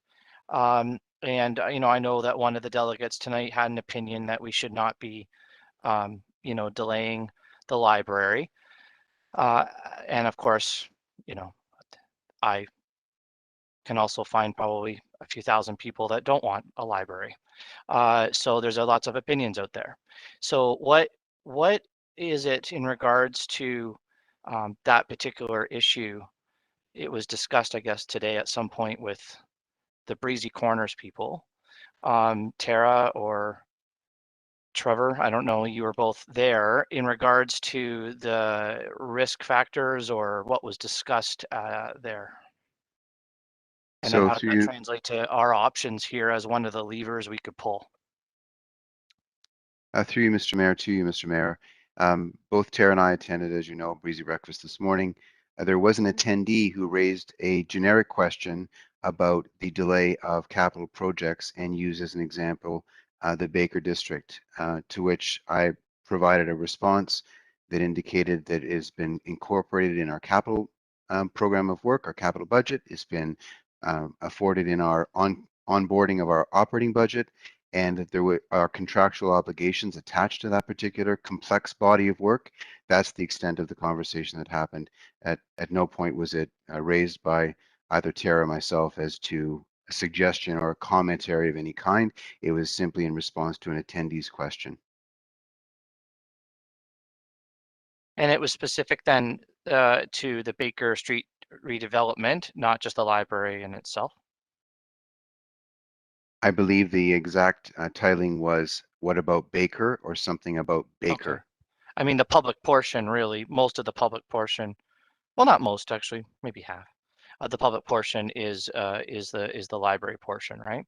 And so as I had asked the other night or day, and as it was posted by another councillor on the budget board, has there been any thought from staff yet in regards to levers that could be pulled to delay, stop, pause, push out capital projects such as the library?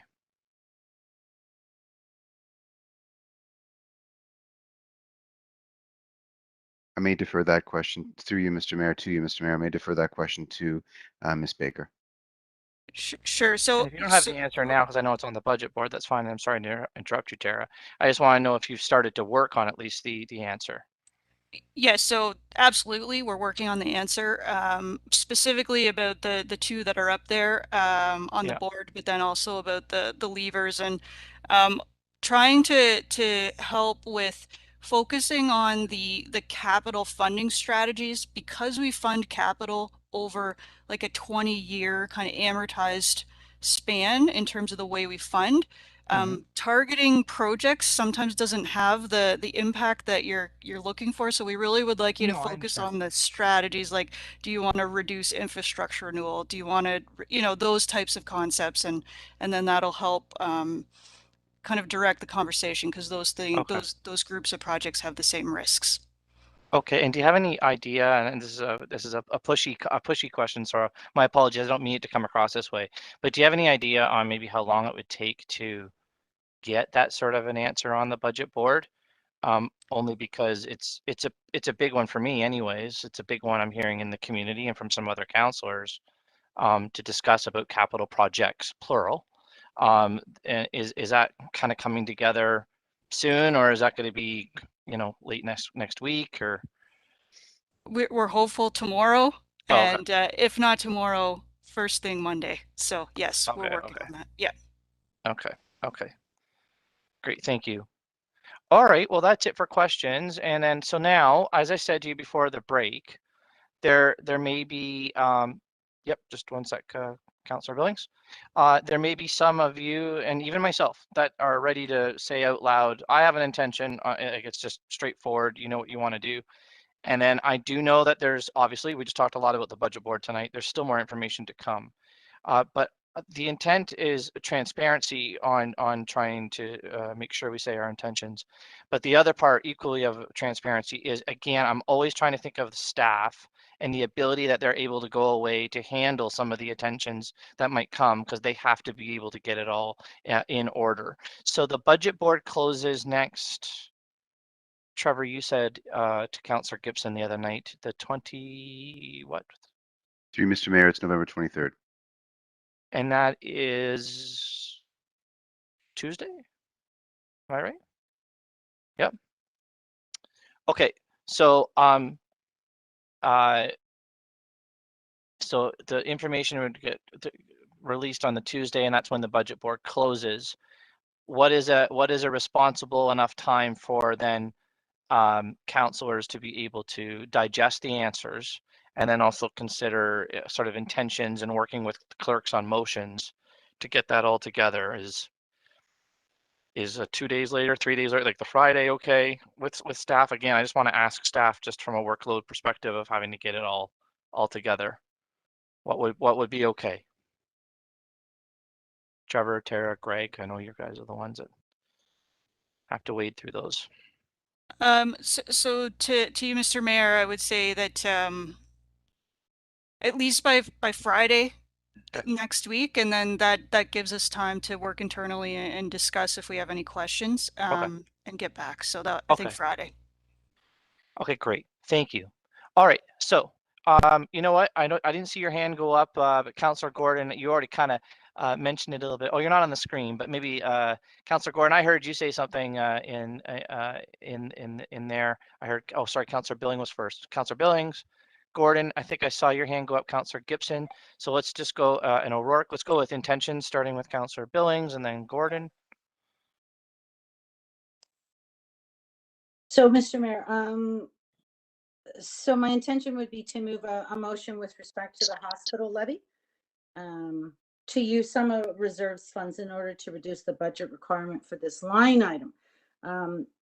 Another one, maybe because I just asked Tara about it, you know, maybe deferring some service rationalization. I'm sure, as you pointed out, there's going to be more levers that we can look at, because most of us are looking for responses from the budget board to help us out. So I know definitely I will have more intentions, but again, they're not formulated yet. So that's all I have for now, Mr. Mayor. Okay, thank you. Gordon, Gibson, O'Rourke? Thank you, Mr. Mayor. Yes, as you suggested, I'll just reiterate for everyone in this that it certainly is my intention to find ways to fully fund the GNSC in what they have asked for. Thank you. Gibson, then O'Rourke. Thank you, Mr. Mayor. I put some questions up on the budget board with intention, so I'll just reiterate my intentions, and thank you for staff for leaving the budget board open for a few extra days. So the $500,000 in RE capital transfer, I'd like to perhaps use that towards our transit investment for next year. So taking that investment that we would have contributed to capital and directing it directly towards transit to help reduce the transit investments. As I've already alluded to, looking at a motion again, as we have in the last 2 years, to reduce the taxpayer funded ratio for parking in the downtown in order to increase some revenues and direct those revenues towards the transit investment as well to help drive down that capital expense. In the budget, I've looked at the $900,000 transfer to the Innovation and Efficiency Reserve. I think that was stemming from a fiber optic investment we made this year. I still need more information. But that sounds tantalizing to me in terms of being able to utilize that reserve transfer. $900,000 is a lot of money. If we found those savings operationally, I'd like to consider using that for transit or for other innovation projects that we're looking to drive efficiencies with. Perhaps even use that to $900,000 to partially fund the $500,000 RE investment and create that sort of green rolling fund that was envisioned at the beginning of that sustainability office, where it was again sort of self-propelling itself with efficiencies and findings. A couple others that I'm looking at, and I'm looking for more information from staff. There's $425,000 in the budget for 2022 to update the strategic plan and the community plan with the new council. $425,000 seems to me like a lot of money considering we just updated the community plan this week. So we're talking about 1 year later, putting another $200,000 or something like that into the community plan. I'm just questioning that investment, not because I don't care about it, but because it seems like a short timeline to put that kind of money into it.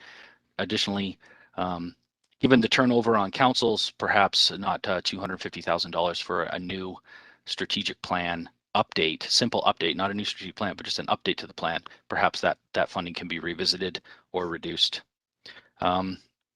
Comments? Personally speaking, no comments.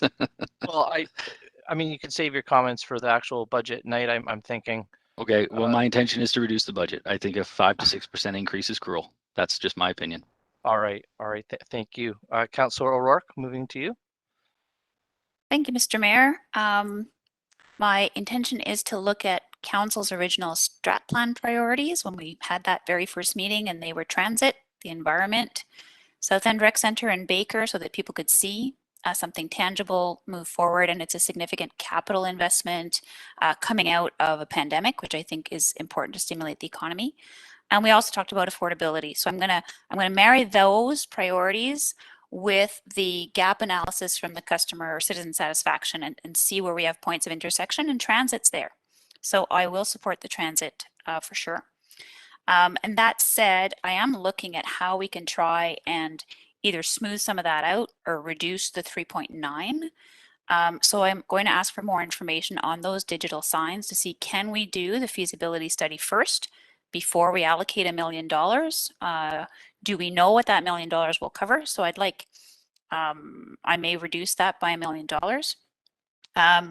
I'd like to see us postpone the emerging technology office because we haven't yet implemented the transportation master plan. We could let road safety be our focus for a couple of years, and I think that we could delay that. That's $134,000 in 2023. I will state that I'm very uncomfortable with, well, I'm not uncomfortable with the policy from the library to waive their late fees, but I think lots of organizations make policy decisions and then they have to absorb that in operations. So I'll be giving that some thought. I want to look further into the construction of the cart wash and storage facility and to understand what those implications are. And in fact, other than transit, I'd be supportive of pumping the brakes on the operations center and pushing that out, given all the capital projects that we have. I actually think it's fair to fund the Humane Society, given that it's a service and that they haven't seen an increase that's proportionate to the service or the increase in calls. I've asked a question about a potential delay on fleet replacement, given supply chain issues. We don't even know if we'll be able to purchase those next year. And I understand we need to set the funds aside. And so those are mine. And I mentioned yesterday, I'll have to try and find in one of the strategy documents where we talk about clearing out low priority forestry things. I just don't feel like this is the year to be addressing some of that low priority stuff, given all the need that we've heard of and given the financial constraints for lots of families. Those are my intentions, Mr. Mayor. Thank you. Councillor McKinnon, I see your hand. Thank you, Mr. Mayor. A couple of intentions. First and foremost, I think that the amazing affordable bus pass pilot that we have is a great opportunity, though because it's a pilot, it should be funded from the reserve, so it won't have any impact on the 2022 tax base. Additionally, I'm going to be looking at putting forward a motion to reduce by $175,000 the library ask and let them sort out how they would deal with that. Also looking at absolutely supporting the investment in digital services and customer service. This is how we get to customers being able to interact with the city well and efficiently, and this is a great step. It's one of the stepping stones. I'm also, of course, looking at supporting transit. I think there's some great movements there.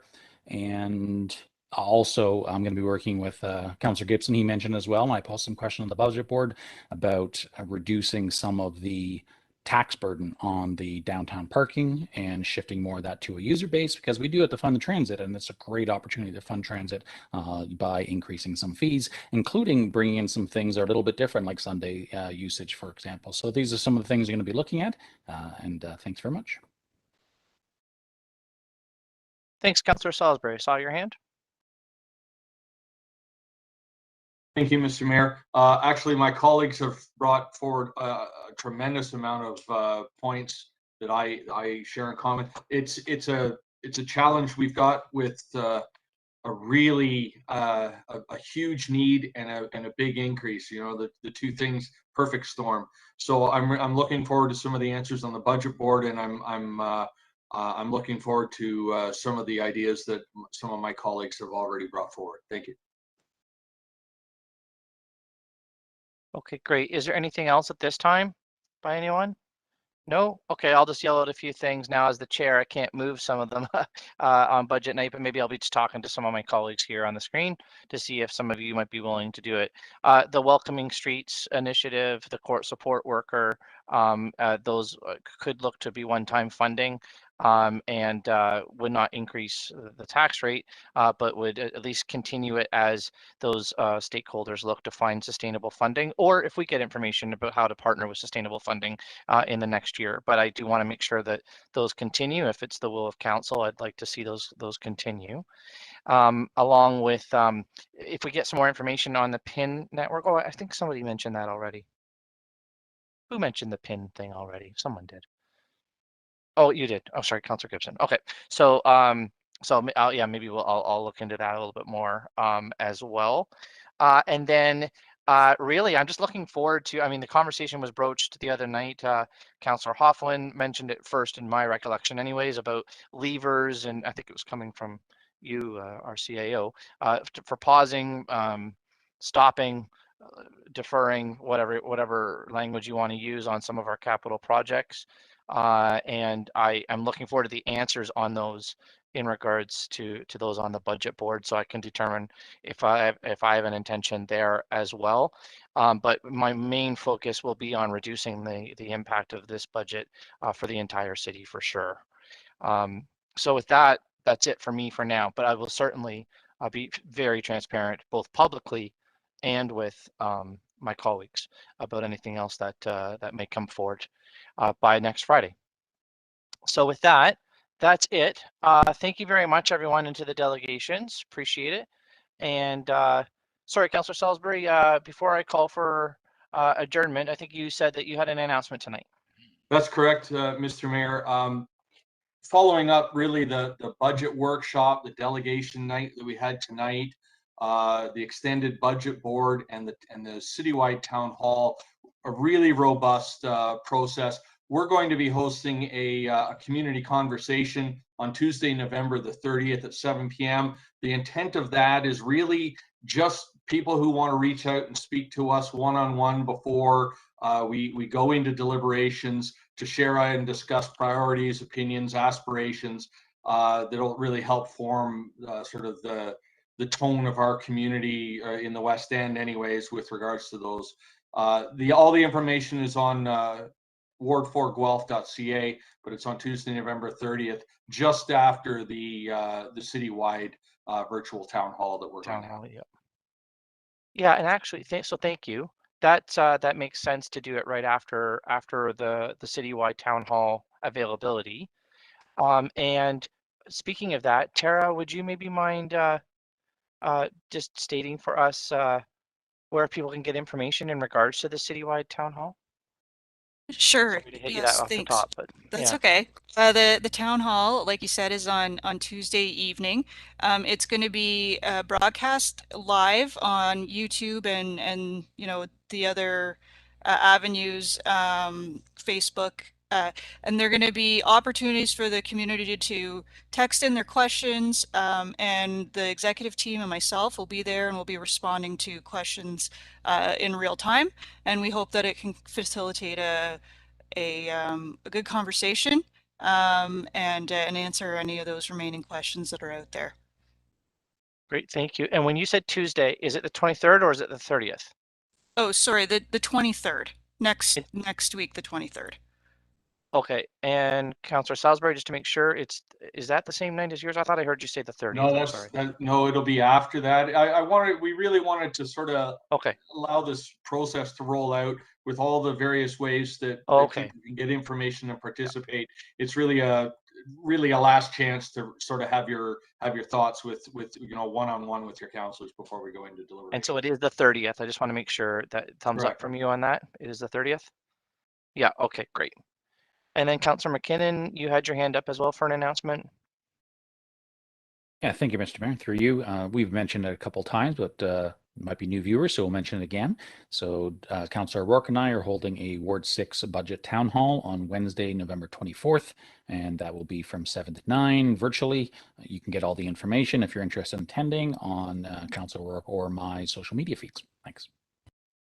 Okay, great. Now, everyone, before I ask for adjournment, this was Lindsay's first time clerking a meeting. So she did a great job. So let's give her give her our applause. I bugged her and scared her at the beginning, saying we should ask her a bunch of procedural and questions, just to, and she said no, Cam, it's just the only thing I got to ask a vote for on is just adjournment. That's the only thing. So you did a great job. Thank you very much for being here and doing that for us. That's awesome.